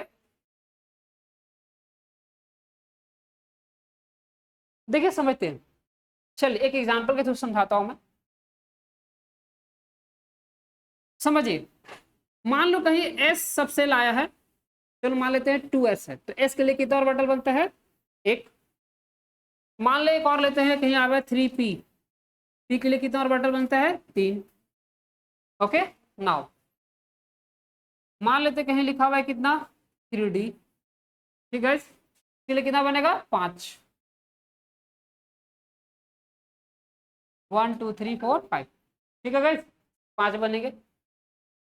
अब यहां समझो, लेट से मैं लेता हूं कि 3p3 है, लेट से एग्ज्यूम कर लेते हैं, कभी p में कितने इलेक्ट्रॉन है, 3 इलेक्ट्रॉन है, ठीक है। और इसमें मान लेते हैं कितना है, लेट से 1 2 3 4 7 इलेक्ट्रॉन मान लेते हैं, ठीक है ना, ऑलराइट। और इसमें मान लो 2 इलेक्ट्रॉन कंप्लीटली फिल्ड है, मान लेंगे एग्ज्यूम लेते हैं। तो Hund's rule of maximum multiplicity ये बोलता है कि इलेक्ट्रॉन्स जो होगा, देखिए यहां पे समझिएगा px है, ये py है, और ये क्या होगा, pz है यानी इस तीनों की एनर्जी इक्वल होने की वजह से, ठीक है। इस तरह यहां पे समझिए, ये क्या था आपका, ये xy था, dxy dy z dz x, ये क्या था आपका, dx square minus Y square, और ये क्या था आपका, dz स्क्वायर, यही था ना आपका। और ध्यान रखिए, इस तीनों में सारे की एनर्जी क्या होता है, इक्वल होती है, इन सारे की एनर्जी क्या होगी, इक्वल होगी हमारा। जब इक्वल होगा तो इलेक्ट्रॉन के तरफ डिस्ट्रीब्यूशन करेंगे तो क्या होना चाहिए, सबको इक्वल डिस्ट्रीब्यूट करना चाहिए मुझे, हमारा आपको चीजें देखिए। तो होगा क्या गाइस, इसको अगले अपनी भाषा में समझ सकते हो कि जैसे अगर कोई पेरेंट्स है, ठीक है, मान लो कोई पेरेंट्स है, एक पेरेंट्स है, इसने कुछ प्रॉपर्टी एक्वायर्ड किया, खरीदा है ना, उसको मान लो 3 बच्चे हैं, ठीक है ना, और तीनों माँ बाप को मानने वाले लोग हैं, ठीक है ना, मारपीट नहीं करता है, ठीक है। तो क्या करेगा पेरेंट्स, तीनों को बराबर क्या करेगा, डिस्ट्रीब्यूट करेगा। हालांकि सेल्फ एक्वायर्ड प्रॉपर्टी में, लॉ का क्लास नहीं चल रहा है, ठीक है, सेल्फ एक्वायर्ड प्रॉपर्टी में बच्चे को कोई अधिकार नहीं होता, पता है ना इसी सब चीजें, सुना है। देखो प्रॉपर्टी 2 तरह का होता है, एक एंसेस्ट्रल होता है जो है ना, पीढ़ी दर पीढ़ी चलते आ रहा है ना, और एक होता है एक्वायर्ड, सेल्फ एक्वायर्ड, जो खरीदता है पेरेंट्स। तो सेल्फ एक्वायर्ड प्रॉपर्टी में किसी भी बच्चे का अधिकार नहीं होता है कि कौन प्रॉपर्टी, देखो प्रॉपर्टी कहाँ जाएगी, वो पेरेंट्स जब तक वो जिंदा है, अगर वो जिंदा है वो चाहे तो वो बेच सकता है अपना या यूज कर सकता है, लेकिन ये बोलेगा कि हमको कोई, उसका बेटा या बेटी बोलेगा कि हमको बांट करके कोई दे दे, तो नहीं दे पाएगा। हाँ, जो पीढ़ी वाला जो होता है ना, दादा परदादा से चलता आता है, उसमें किया जा सकता है, हमारा सेल्फ एक्वायर्ड में नहीं। अगर वह देखो, अगर सेल्फ एक्वायर्ड प्रॉपर्टी है और पेरेंट जो है किसी के नाम पे लिख के नहीं गया है, तो फिर वो बराबर हिस्से में बढ़ जाएगा मरने के बाद, ठीक है, ये होता है समझते हैं, ये हमारा आपको लॉजिक। तो यहाँ भी कुछ होगा कि तीनों की एनर्जी क्या यहाँ पे इक्वल है, इसमें भी सारे की एनर्जी क्या है, इक्वल है। तो इलेक्ट्रॉन जो होगा सबसे पहले क्या होगा, सबको एक एक मिलेगा हमारा, फिर जब इलेक्ट्रॉन बच जाएगा तो क्या होगा आपका, फिर से क्या होगा आपका, फिर से बारी बारी सब में डिवाइड होगा, याद रहेगा आपको चीजें, सबको मिलेगा एक इलेक्ट्रॉन। चलो समझते हैं, जैसे समझिए यहाँ पे एस में कितने इलेक्ट्रॉन है, मैक्सिमम 2 इलेक्ट्रॉन है, और लेकिन यहाँ ऑर्बिटल क्या है, मतलब समझ लो उसका बेटा एक ही है, तो सारा प्रॉपर्टी क्या होगा, इसी का हो गया, हमारा आपको चीजें। तो पहला इलेक्ट्रॉन कैसा जाएगा, क्लॉकवाइज जाएगा, ठीक है। अब मैक्सिमम इलेक्ट्रॉन कितना यहाँ पे दिखा रहा है मुझे, 2, तो इसमें कितना, एक और एक इलेक्ट्रॉन तो गया, अभी एक बचा हुआ है ना, तो कैसा जाएगा, एंटी क्लॉकवाइज में जाएगा, ठीक है, इसका काम पूरा हो गया। देखो अब P3 में आते हैं, कितना इलेक्ट्रॉन इसमें दिखा रहा है, P में मैक्सिमम 6 इलेक्ट्रॉन हो सकते हैं, लेकिन है कितना, अवेलेबल कितना है, 3 है या नहीं। तो ऐसा नहीं कि अब देखो एक ऑर्बिटल में 2 जा सकते हैं, मैक्सिमम जा सकते हैं ना, लेकिन ऐसा नहीं कि इसको 2 मिल जाएगा, इसको 1 मिलेगा, ऐसा नहीं होगा। क्या होगा, पहले एक एक इलेक्ट्रॉन सबको मिलेगा क्योंकि तीनों की एनर्जी क्या यहाँ पे इक्वल है। याद रहेगा आपको ये चीजें। तो कैसा जाएगा, पहले क्लॉकवाइज, ठीक है, क्लॉकवाइज जाएगा। अगर वो इलेक्ट्रॉन, जैसे मान लो यहाँ 4 इलेक्ट्रॉन होता फिर कैसा जाता, एक इलेक्ट्रॉन इसको मिलता, कैसे जाता, एंटी क्लॉकवाइज। ऑलराइट, अब यहाँ देखो 3d7 मार्क्स समझो, 3d7 में एक ऑर्बिटल में मैक्सिमम 2 इलेक्ट्रॉन जा सकता है और मैक्सिमम इलेक्ट्रॉन मेरे पास कितने अवेलेबल है, 7 अवेलेबल है।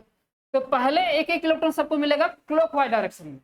हमारा कीजिए, ये गया, कितने यूज हो गए बताओ मुझे, 1 2 3 4 5, 5 इलेक्ट्रॉन चले गए, सबको एक एक इलेक्ट्रॉन मिल गया, बचा मेरे पास कितने, 2 बचे हुए ना।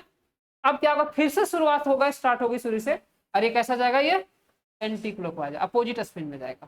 7 इलेक्ट्रॉन पूरा हो गया इसमें। हमारा आपको चीज है, तो हुर्न्स रूल ये बोलता है कि ईच ऑर्बिटल्स, सबको अगर ऑर्बिटल की एनर्जी सेम है तो प्रत्येक ऑर्बिटल को, ईच ऑर्बिटल को पहले एक एक इलेक्ट्रॉन्स मिलेंगे। जब इलेक्ट्रॉन जब बच जाएंगे तो फिर क्या होगा आपका, वो अपोजिट स्पिन में क्या होगा, फील्ड होगा। हमारा आपको चीजें ठीक है। तो क्या बना इसका definition,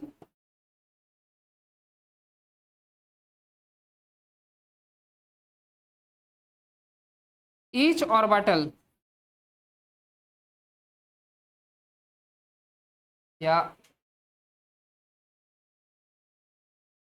each orbital are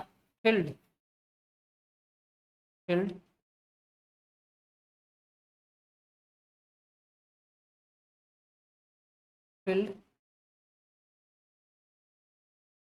in clockwise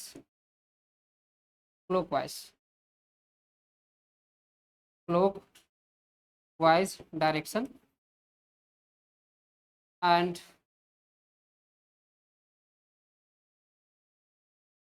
other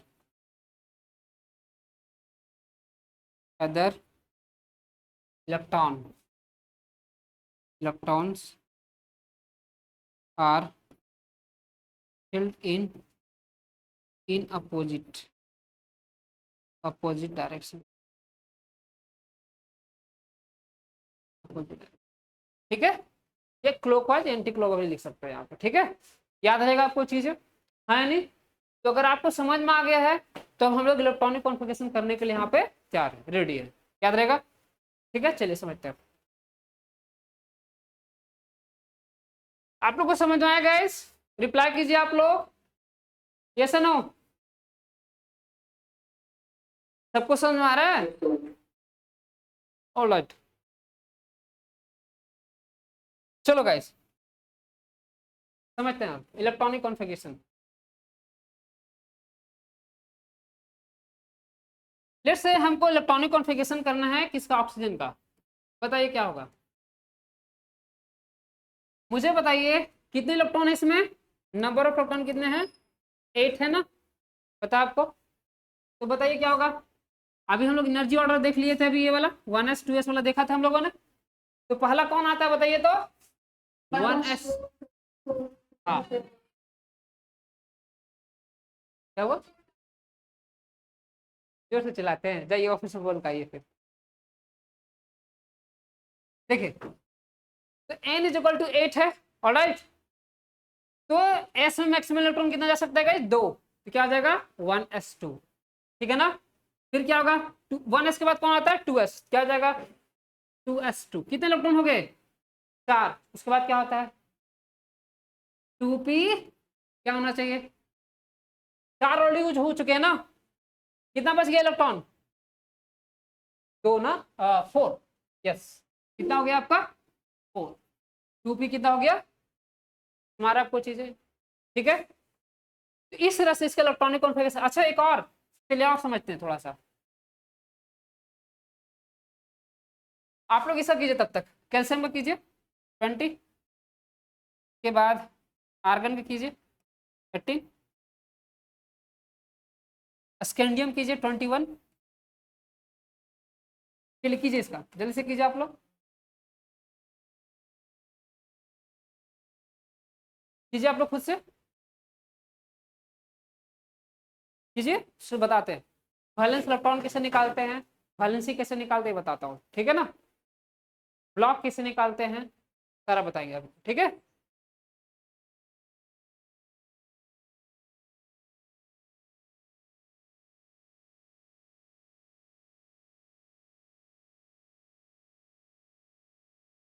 n is equal, अरे number of electron, number of electron कर रहा था, ठीक है। सबसे बन रहा है guys आप लोग से, रिप्लाई कीजिए एवरीवन, यस नो, ऑनलाइन बताइए मुझे।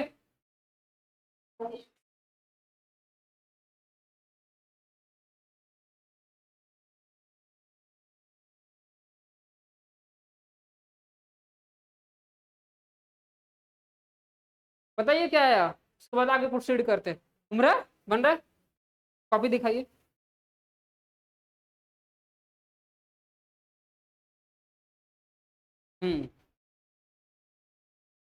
इनट के केस में लिख के दिखाइए अब मुझे, आता है लिखना इनट के केस में।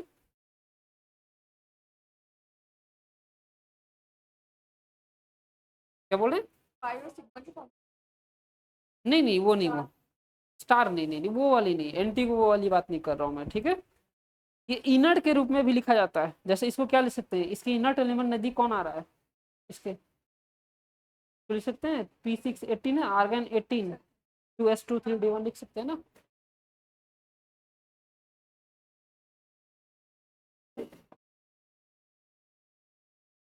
हो गया गाइस सबका।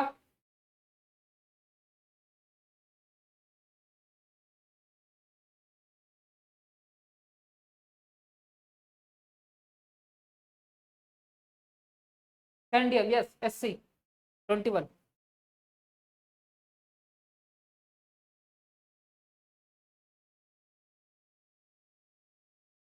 थ्री क्या,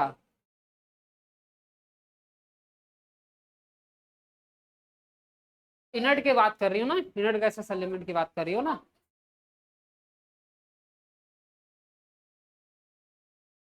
बिल्कुल लिखा जा सकता है, बता रहा हूँ, उसी को आगे करवाना है मुझे, ठीक है। इनट एलिमेंट के केस में भी लिखा जा सकता है, ठीक है। यहाँ तक सबसे बन गया, हाँ या नहीं, चलिए समझते हैं। चलो मैं एक लिखता हूँ, अब मुझे बताइए हीलियम का कितना होता है गाइस, 2, है ना। हीलियम, उसके बाद क्या होता है, इनट एलिमेंट। इनट एलिमेंट कौन सा होता है, ग्रुप, बताइए ग्रुप व्हाट, 18, पढ़ा है ना, ठीक है। इसी को बोलते हैं नोबल गैस एलिमेंट, ठीक है, या इनर्ट गैस एलिमेंट, ठीक है। कितना होता है 10, आर्गन कितना होता है 18, उसके बाद कौन होता है, सही है, हाँ, जिनॉन होता है 36, ठीक है। उसके बाद क्रिप्टन, एक सेकंड लेट में चेक, 56 जिनॉन हो गया, क्रिप्टन हो गया, जिनॉन हो गया, एक रैंडम होता है ना, हीलियम नियोन आर्गन क्रिप्टन आएगा, पहले क्रिप्टन आएगा, ठीक है 36, और जिनॉन होगा 56, रैंडम का होता है 86, ठीक है। इसको चेक कर लीजिएगा, इसका तो इसका एटॉमिक नंबर थोड़ा मुझे याद नहीं है, इसको देख लीजिएगा, ठीक है। क्या बोल रहे हो, किसका, जिनोन का 34, हाँ 54, सही बोल रही है 54, ठीक है। चलो ये याद रखना है मेरे लिए, ठीक है। और एक लास्ट होता है रेंडॉन, ठीक है, याद रखिएगा, ये एलिमेंट याद रखिएगा, ये सारे हैं क्या, इनर्ट ग्रुप एलिमेंट का, ठीक है, आपको याद रहेगा। चलिए समझिए, अब इसी को हम लोग कैसे लिख सकते हैं गाइस, एक तो है लॉन्ग मेथड, है ना। अब इसको देखो कैल्शियम को कैसे लिख सकते हैं बताइए, चलो मैं एक आर्गन वाला समझते हैं पहले। इसको क्या लिख सकते हैं, 1s2 2s2 2p6 3s2 3p6, कितना आ गया, 2 4 6 10, दोबारा 6 18 आ गया ना, ठीक है। ध्यान दीजिए, अब होता क्या है कि किसी भी एलिमेंट को इनर्ट केस के एलिमेंट में लिखा जा सकता है। तो जैसे कैल्शियम को कितना हो रहा है बताइए, यहां तक क्या रहा है आपका आर्गन, तो क्या होगा, आर्गन कितना हो जाएगा, कैल्शियम का नजदीक कौन सा इनर्ट गैस एलिमेंट आ रहा है, आर्गन, तो ये हो गया 18, आर्गन हो गया आपका, और क्या बच जाएगा बताइए मुझे, बताइए क्या आ जाएगा 4s2। हमारा कोई चीज है, तो आप इनर्ट के केस में भी क्या कर सकते हो, लिख सकते हो। हमारा कुछ इलेक्ट्रॉन कॉन्फ़िगरेशन है, फिर आप समझते हैं थोड़ा सा, तो ये समझते हैं। अब हम लोग क्या करते हैं गाइस, इसमें हम लोग सीखते हैं कि how can you find number of electrons, number of valence electrons, number of shell कैसे निकालते हैं, सेल कौन से निकालते हैं ना, ऑर्बिटल कैसे निकालते हैं, आप कैसे फाइंड कर सकते हैं, ठीक है, याद रखें। चलिए समझते हैं। चलिए मैं ऑक्सीजन के केस में समझते हैं। देखिए एक और ले लेते हैं, जैसे किसका ले लेते हैं, चलो मैं कैल्शियम के केस में समझ सकते हैं। हाँ डिफरेंट डिफरेंट आ रहा है ना, 4s2, ठीक है। तो मैं इसको गाइस, मैं लास्ट का दो लिख रहा हूं मैं, ठीक है। जैसे आएगा क्या, चलो लिख ही देता हूँ, 1s2, 2s2, 2p6, 3s2, 3p6 और क्या आ जाएगा 4s2। यही है आपका कैल्शियम का। ध्यान समझिए कैसे निकालते हैं वैलेंस इलेक्ट्रॉन। देखो लास्ट का कौन सा ऑर्बिटल आ रहा है बताइए तो, 4s आ रहा है आपका। तो लास्ट ऑर्बिटल में कितने इलेक्ट्रॉन है इसके पास, 2 है ना। इस केस में इसका वैलेंस इलेक्ट्रॉन कितना हो जाएगा, वैलेंस इलेक्ट्रॉन जो होगा गाइस वो कितना हो जाएगा इसमें, 2 हो। याद रहेगा। और आप लोग पढ़ते आ रहे हैं कि जितने भी मेटल होते हैं अगर 1-2 इलेक्ट्रॉन वैलेंस लेते हो क्या करते हैं, वो दूसरे को डोनेट करते हैं। याद रहेगा आपको चीज, क्या करते हैं वो डोनेट करते हैं, याद रहेगा। तो जब डोनेट करेगा ध्यान समझिएगा, तो इसकी वैलेंसी कितनी हो जाएगी, क्या आ जाएगा कैल्शियम 2+, मतलब वैलेंसी कितनी हो जाएगी 2। 1 2 3, अगर 1 2 3 आता है वैलेंस इलेक्ट्रॉन तो समझना वो क्या करेगा, इलेक्ट्रॉन को डोनेट करेगा, वो क्या होगा मेटल होगा। हमारा आपको चीज है, ठीक है, ध्यान समझिए। तो वैलेंसी मेरा कितना निकल गया यहाँ पे 2+ निकल गया। ऑलराइट चलिए अब समझते हैं। इसमें बताओ कि क्या होगा वैलेंस इलेक्ट्रॉन, बताइए इस केस में बताइए वैलेंस इलेक्ट्रॉन कितना होगा, 8 के ऑक्सीजन के केस में वैलेंस इलेक्ट्रॉन 4 हो जाएगा, 2 ही होंगे। तो फिर तो वैलेंसी ऑक्सीजन का +2 होना चाहिए था। अभी बताया कि वैलेंस इलेक्ट्रॉन 1 2 3 रहेगा तो इलेक्ट्रॉन को डोनेट करेंगे तो +2 होना चाहिए था। देखो समझो, गौर क्या करना, यहाँ पे क्या है 3p है, यहाँ पे क्या है 4s। जब डिफरेंट डिफरेंट रहेगा, ये देखो एक चीज और समझो, ये किसको रिप्रेजेंट करता है, ये 3 और 4 सेल को रिप्रेजेंट करता है।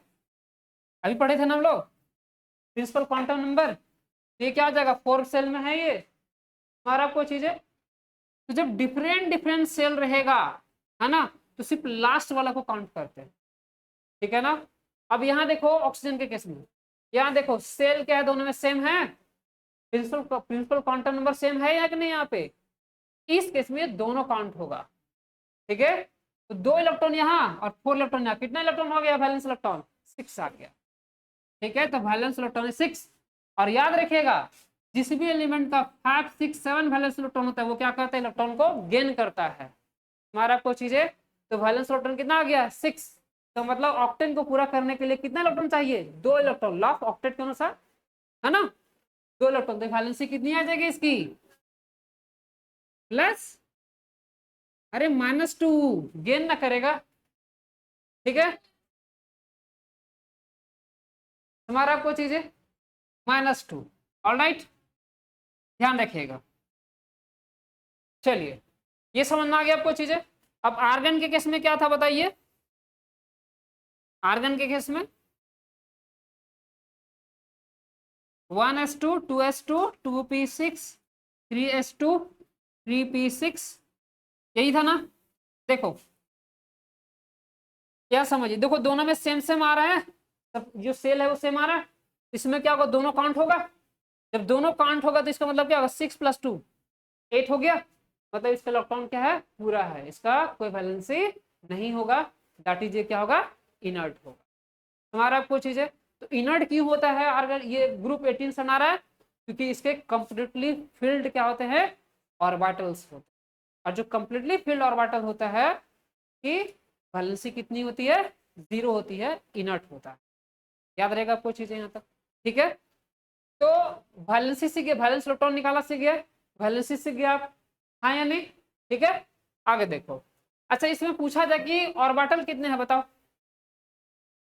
मतलब ऑर्बिटल कौन सा होगा ऑक्सीजन के केस में बताओ। जब ऑर्बिटल का केस में बताना तो लास्ट वाला ही बताना है, 2p होगा इसका, ठीक है ना। इसका बताओ कैल्शियम में कौन सा होगा, 4s होगा, याद रहेगा आपको चीजें, ठीक है। इसमें होगा 3p, याद रहेगा आपको चीजें। सेल को सब सेल कौन सा होगा, p सब सेल होगा, दैट इज l का वैल्यू कितना होगा, 1 होगा इस केस में, ठीक है। समझना पाए कैसे निकाल पा रहा हूँ मैं सारा, ठीक है।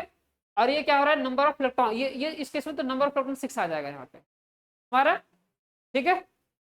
तो वैलेंस इलेक्ट्रॉन, वैलेंसी ये निकालना सीख गए, ऑर्बिटल्स, ठीक है। कौन सा सबसेल होगा, कौन से सेल में बिलोंग करेगा, समझना रहा आपको चीजें, हाँ या नहीं। अच्छा मुझे बताओ ऑक्सीजन किस ब्लॉक का एलिमेंट है, आप लोग बताइए जी। ऑक्सीजन जो है किस ब्लॉक का एलिमेंट है, इस इलेक्ट्रॉनिक कॉन्फ़िगरेशन देख करके बताइए।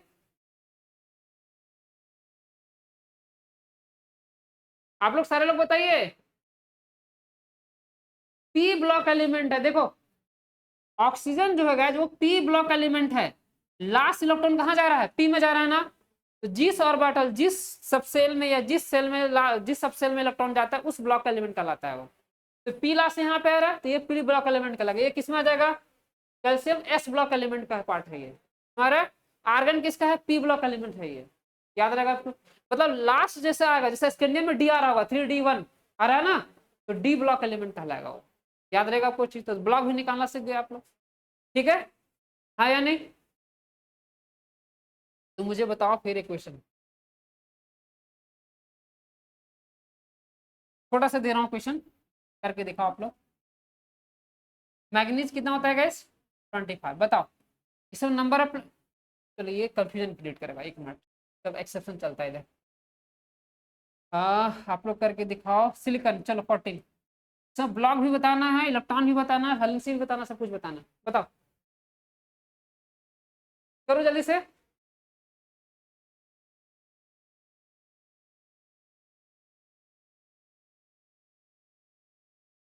बताइए आप लोग, वैलेंस इलेक्ट्रॉन कितना आया इसका, 4 आएगा, बिल्कुल सही है। वैलेंसी कितना होगा, +4,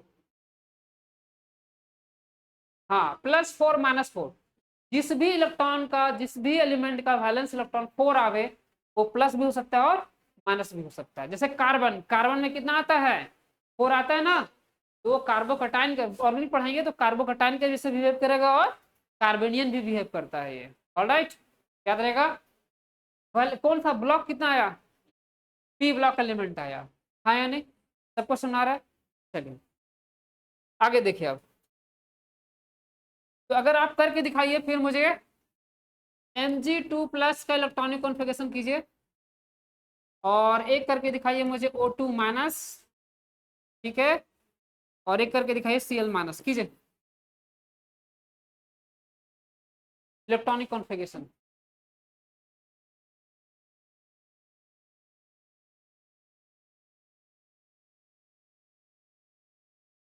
सब कुछ बताना है, वैलेंस इलेक्ट्रॉन कितना है, वैलेंस इलेक्ट्रॉन छोड़ दीजिए, वैलेंस इलेक्ट्रॉन यहाँ पे फाइंड आउट पॉसिबल नहीं है, ठीक है, क्योंकि ये माइनस ऑलरेडी लगा रखा है, कंप्लीटली फिल्ड होगा ये, ठीक है। ब्लॉक वगैरह निकालिए, सबसे बन रहा है गाइस Mg2+, O2-, Cl-, सबको निकल रहा है, हाँ या नहीं, रिप्लाई कीजिए आप लोग, ऑनलाइन बना आप लोग से।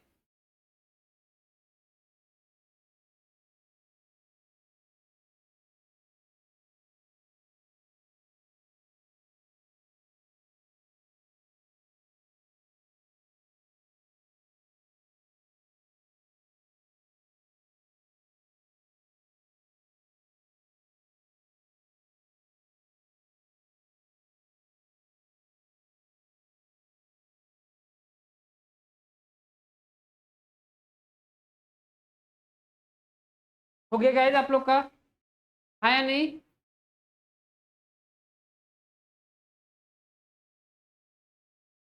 आप लोग से बना, बनाइए जल्दी से, कॉपी दिखाइए, क्या, अरे वैलेंसी नहीं, इलेक्ट्रॉनिक कॉन्फ़िगरेशन चेक करना है मुझे।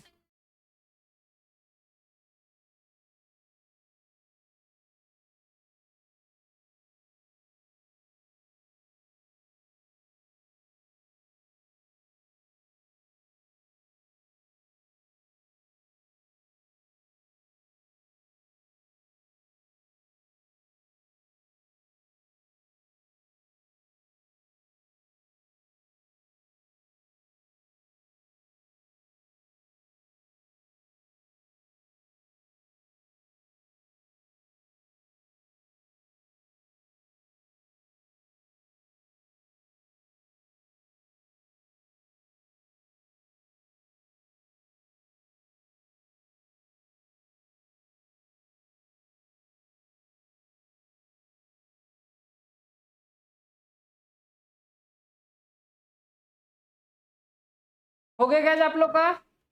बताइए आप लोग ऑनलाइन, सर लोग बताइए, आवाज आ रही है मेरी? आप लोग रिप्लाई कीजिए मुझे। सबसे बन गया? आगे बढ़े फिर हम।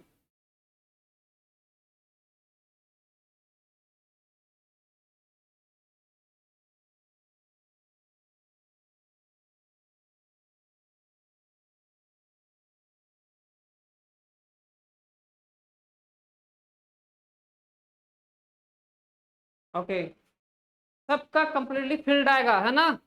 सबका ऑर्बिटल फिल आ रहा है, लास्ट में सबका 8 इलेक्ट्रॉन आ रहा है या नहीं आ रहा है? कंप्लीटली फिल्ड आ रहा है कि नहीं आ रहा है सबका?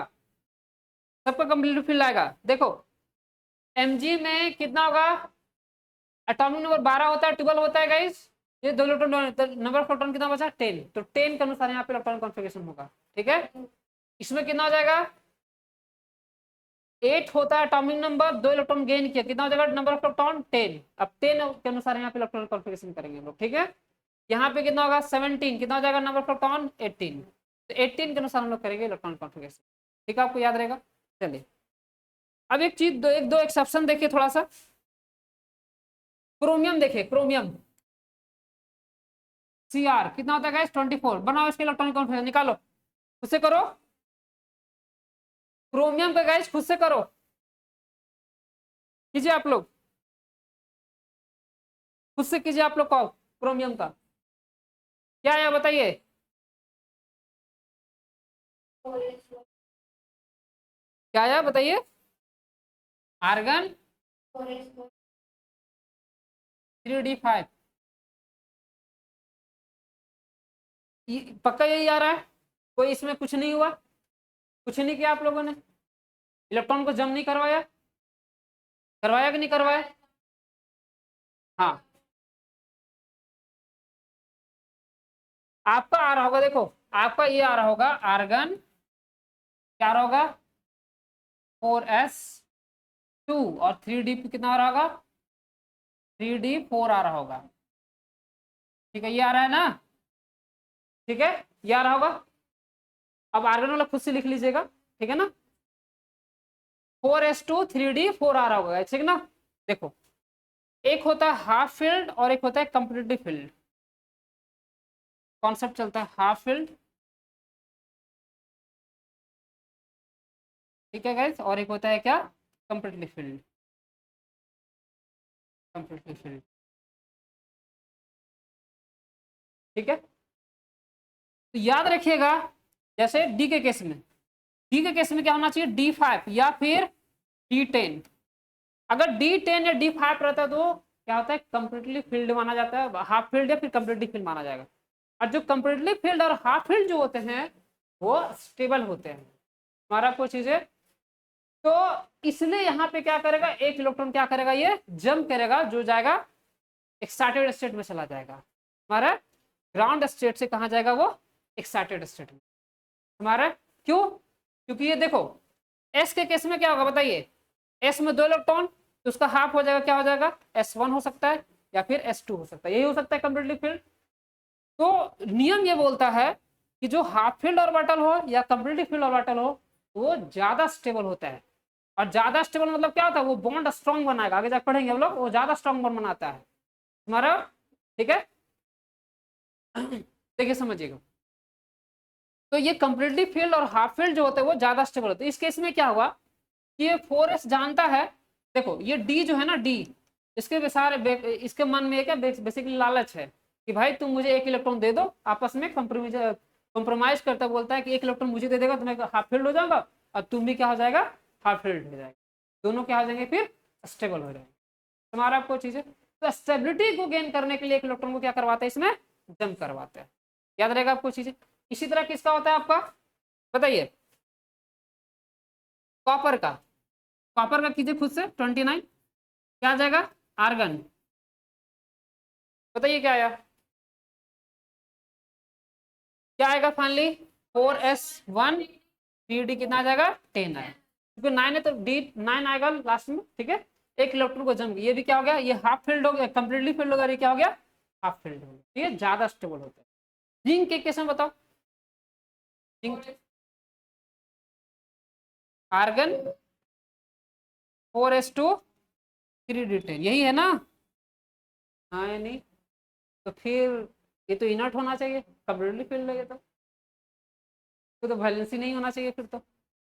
मुझे ये बताओ 4s2 है, ये 3d10 है, कंप्लीटली फिल्ड है? और कंप्लीटली फिल्ड क्या होता है एलिमेंट? इनर्ट होता है, हाँ या नहीं? जब इनर्ट होता है तो जिंक का वैलेंसी कितना पढ़ते हैं हम लोग? 2 पढ़ते हैं, है ना? तो फिर तो 2 नहीं होना चाहिए था अगर कंप्लीटली फिल्ड है तो, है ना? लेकिन होता है, जिंक +2 होता है, 2+ होता है। क्वेश्चन समझ आ रहा है मैं कहना चाह रहा हूँ कि अगर कोई एलिमेंट कंप्लीटली फिल्ड है तो वो इनर्ट होना चाहिए था, लेकिन जिंक हम लोग वैलेंसी क्या पढ़ते हैं? 2 पढ़ते हैं ना? इसका मतलब क्या हो रहा है कि वो 2 इलेक्ट्रॉन किसी को डोनेट कर सकता है, हाँ या नहीं? मतलब ये रिएक्टिव होगा। देखो होता क्या है, इसके पीछे लॉजिक ये है, आप लोग सोच पा रहे हैं? ऑनलाइन वाले बताइए क्या लॉजिक है इसके पीछे, बताइए आप लोग सोच पा रहे हैं कुछ? रिप्लाई कीजिए। नहीं? एनीवन ऑनलाइन बताइए आप लोग।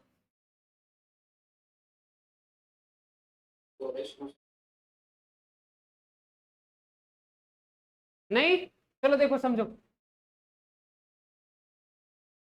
क्या बोल रहे हैं।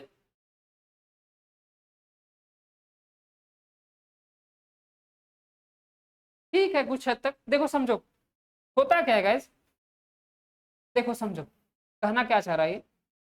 सोचो अगर मैं लेट से अज्यूम करते हैं, अगर मैं इस 2 इलेक्ट्रॉन को निकाल दूं तो क्या इसके स्टेबिलिटी पर कोई फर्क पड़ेगा क्या?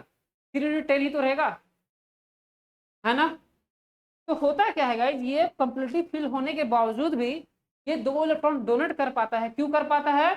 क्योंकि अगर 2 इलेक्ट्रॉन यहाँ निकल भी जाएगा ना तो इसकी स्टेबिलिटी 3d10 ही तो रहेगा, कंप्लीटली फिल रहेगा ना।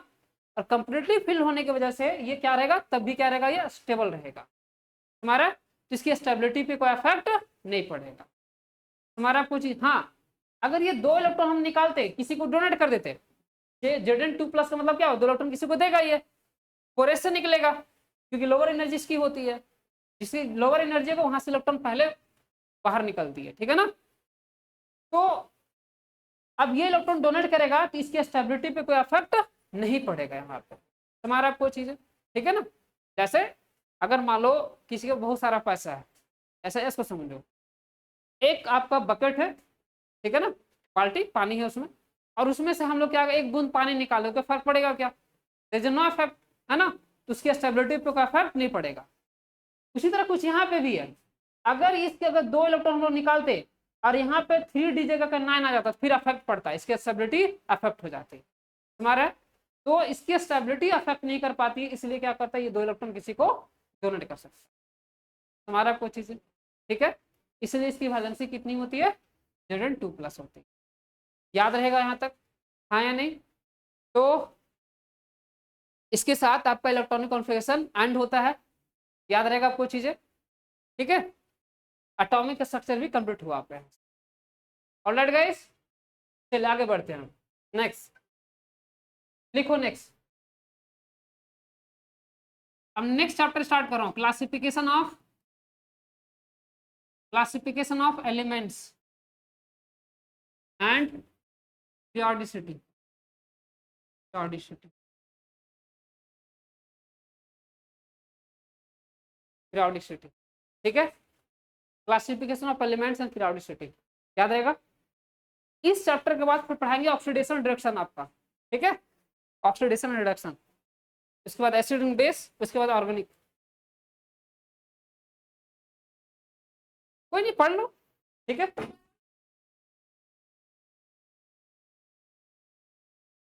कोई दिक्कत नहीं, पढ़ लो आगे पीछे तो पढ़ना चला, अगर ऑर्गेनिक पढ़ना चाहते हो ऑर्गेनिक स्टार्ट कर देंगे हम लोग, क्या दिक्कत है उसमें, मुझे कोई दिक्कत नहीं पढ़ाने में, ठीक है? लेकिन हम चाह रहे हैं कि एक बार देखो, मैं चाह रहा हूँ कि इलेक्ट्रॉनिक कॉन्फ़िगरेशन कंप्लीट की हो, तो इलेक्ट्रॉनिक कॉन्फ़िगरेशन से ही रिलेटेड है पीरियोडिसिटी, तो ज्यादा आपको आसानी होगी समझने में, ठीक है? करंटली आपको समझ में आएगा, उसके बाद अगर लेंगे तो इसके बाद ले लेंगे ऑर्गेनिक, ठीक है?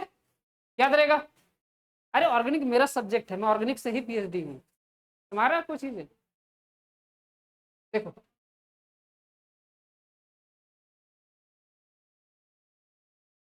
समझे गाइस? एलिमेंट की डिस्कवरी कैसे, पीरियोडिसिटी और इसका सब मीनिंग समझेंगे, क्लासिफिकेशन ऑफ एलिमेंट, पीरियोडिसिटी, सारा इसी में हम लोग पढ़ने वाले हैं। मॉडर्न पीरियोडिक टेबल आएगा, इलेक्ट्रोनेगेटिविटी आएगी, है ना, इलेक्ट्रॉन गैन एंथैल्पी, सारा इसी में पढ़ने वाले हैं। ठीक है, एलिमेंट की क्लासिफिकेशन पढ़ेंगे, एस ब्लॉक, पी ब्लॉक, सारा इसी में आएगा। मेंडलीफ लॉ इसी में आने वाला है। ठीक, Mendeleev law, Mendeleev law of periodic table पढ़ा है आपने? ठीक है, सब भूल गई होंगी, है ना? चलो देखो, अभी आज थोड़ा इंट्रो करवा देता हूं मैं। ठीक है, अभी मेरी क्लास है, मुझे जाना पड़ेगा। ऑलराइट, मेरी क्लासेस बैक टू बैक चलती है 11 बजे तक। ठीक है, हाँ, नहीं यहाँ नहीं, अरे अलग अलग जगह पढ़ाता हूँ मैं, अपना खुद में रूम में भी ऑनलाइन क्लास लेता हूँ। ठीक है, चलो देखो, समझते हैं गाइस। तो बात हो रही है गाइस 17वीं सेंचुरी की, समझिए 17वीं सेंचुरी की बात हो रही है। ठीक है, 17वीं सेंचुरी में लगभग 31 एलिमेंट की डिस्कवरी हुआ था। कितने एलिमेंट? 31, याद रहेगा आपको चीजें। ठीक है, उसके बाद गाइस हुआ क्या, 18 सेंचुरी आते हुए, या इसको समझ लो 18 नहीं 19 सेंचुरी आते हुए, ठीक है, सेंचुरी आते हुए क्या हो गया आपका, 63 एलिमेंट की डिस्कवरी हुआ था। ठीक है, आपको याद रहेगा 63 एलिमेंट, 63, यस, याद रहेगा आपको चीजें। और आज प्रेजेंट डे में, ठीक है, प्रेजेंट डे में 118 एलिमेंट है। देखो समझो, बुक में एनसीईआरटी में अभी भी 118 एलिमेंट लिख रहा है, लेकिन अभी 2014 में 4 एलिमेंट एक्स्ट्रा खोज हुआ है। तो टोटल एलिमेंट की संख्या हो गई है, 2 एलिमेंट का एक्स्ट्रा डिस्कवरी हुआ है, ठीक है ना, तो टोटल एलिमेंट की संख्या हो गया 120 हो गया। लेकिन अभी एनसीईआरटी अभी क्या कर रहा है, उसको अपडेट नहीं किया हुआ है ना, अभी बुक में किया नहीं, तो हम लोग उसको अभी नहीं करेंगे इस चीज। तो हम लोग क्या मान के चलेंगे कि अभी तक टोटल कितने एलिमेंट है, 118 एलिमेंट। याद रहेगा आपको चीजें, ठीक है। अब यहां समझिए, तो 1731, 19 सेंचुरी में आते आते कितना हो गया 63, और आज प्रेजेंट डे में टोटल अभी नंबर ऑफ एलिमेंट्स कितने हैं अभी 118 एलिमेंट्स हमारा। जब 118 एलिमेंट्स हुए तो बहुत सारे ऐसे साइंटिस्ट हुए जो, ठीक है ना, उसको क्लासिफाइड करने की कोशिश किया, ठीक है ना, याद रहेगा किसके बेसिस पे, उसकी प्रॉपर्टीज के बेसिस पे। जिसकी प्रॉपर्टी सिमिलर होगी उसको एक साथ रखा जाएगा, और जिसकी प्रॉपर्टी डिफरेंट होगी, डिसिमिलर होगी, उसको एक साथ रखा जाएगा हमारा। तो classification of element according to their properties, हाँ ठीक है। अभी बोले 2014 में, 2014 में नहीं 2014 बोलते 2024, रिसेंटली 2 ईयर्स एगो बात कर रहा हूँ, 2 एलिमेंट को और एक्स्ट्रा ऐड किया गया है। क्या, अरे हम ये ले रहे हैं ना, ये जो एनसीईआरटी भी अपडेट नहीं किया हुआ ना, हम लोग इसीलिए लिख रहे हैं, जो एनसीईआरटी करेगा वही तो हम लोग फॉलो करेंगे ना, ठीक है। हम नहीं, हम लोग को एनसीईआरटी वाला ही फॉलो करना है, ठीक है, याद रहेगा। अब ये जैसे अभी क्या है, अभी जो एलिमेंट की डिस्कवरी हुआ है, ठीक है ना, तो वो अभी बुक में अपडेट, जब बुक में अपडेट होगा फिर हम लोग बताना स्टार्ट करें। हाँ, किसी बुक में अपडेट नहीं हो, किसी ऑथर के बुक में, अभी ये रिसेंटली डिस्कवर हुआ है ना, 2024 की बात कर रहे हैं, ऐसा नहीं होता अभी तक। एनसीईआरटी जब अपडेट नहीं हुआ है 11 12 का, तो क्या कर सकते हो, तुम्हारा कुछ चीज अपडेट हुआ है, ठीक है। जब अपडेट हो जाएगा फिर बताना स्टार्ट कर देंगे हम लोग भी कि हाँ 118 प्लस है। हाँ, अब जैसे अब हम लोग यूपीएससी का स्टूडेंट है, मैं यूपीएससी का भी तैयारी करता हूँ, मेरा मेंस है, ठीक है, तब बिल्कुल टीचर भी हो, पढ़ाता भी हूँ, स्टूडेंट भी हूँ, ऑलराइट। हाँ, नाइट में पढ़ता ज़्यादातर मैं, नाइट क्लास, क्या बोल रहे हो, 4 to 8 AM, ठीक है, 4 घंटा सोता हूँ मैं। आप लोग सोइएगा मत, सब अप्लाई मत कीजिएगा आप लोग, ठीक है, खैर समझिए। तो हम लोग क्या है, यूपीएससी हम लोग करंट अपडेट होते रहता है ना, तो उसमें आते रहता है कि कौन कौन सा डिस्कवरी हुआ, न्यू हुआ है ना, वो सारा पता रहता है, ठीक है। तो जब तक अपडेट नहीं हो जाता तब तक हम लोग यहाँ पे नहीं पढ़ा सकते। ऑलराइट, हमारा कोई चीज़ है, ध्यान समझिए। चलिए समझते हैं अब। तो हुआ क्या गाइस, तो 118 एलिमेंट है।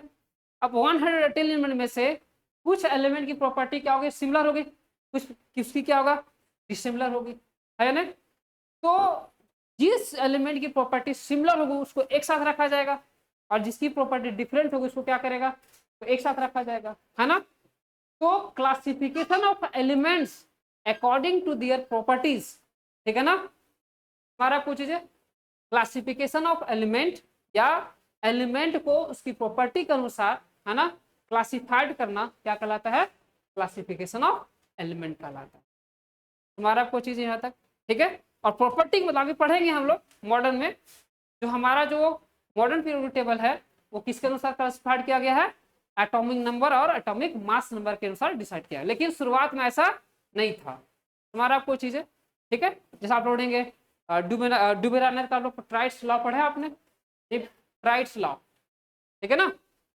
ठीक है, उसके बाद हम लोग पढ़ेंगे लॉ ऑफ ऑक्टेव, है ना, ठीक है। उसके बाद हम लोग पढ़ने वाले मैंडलिफ लॉ, याद रहेगा आपको चीजें, ठीक है गाइस। चलिए, तो आज की क्लास में ऑफ करता हूँ। अगली क्लास में हम लोग इसको डिटेल में स्टार्ट करेंगे, हम लोग डेप्थ में जा करके, ठीक है गाइस। तो that's all for today, we will see you in the next class.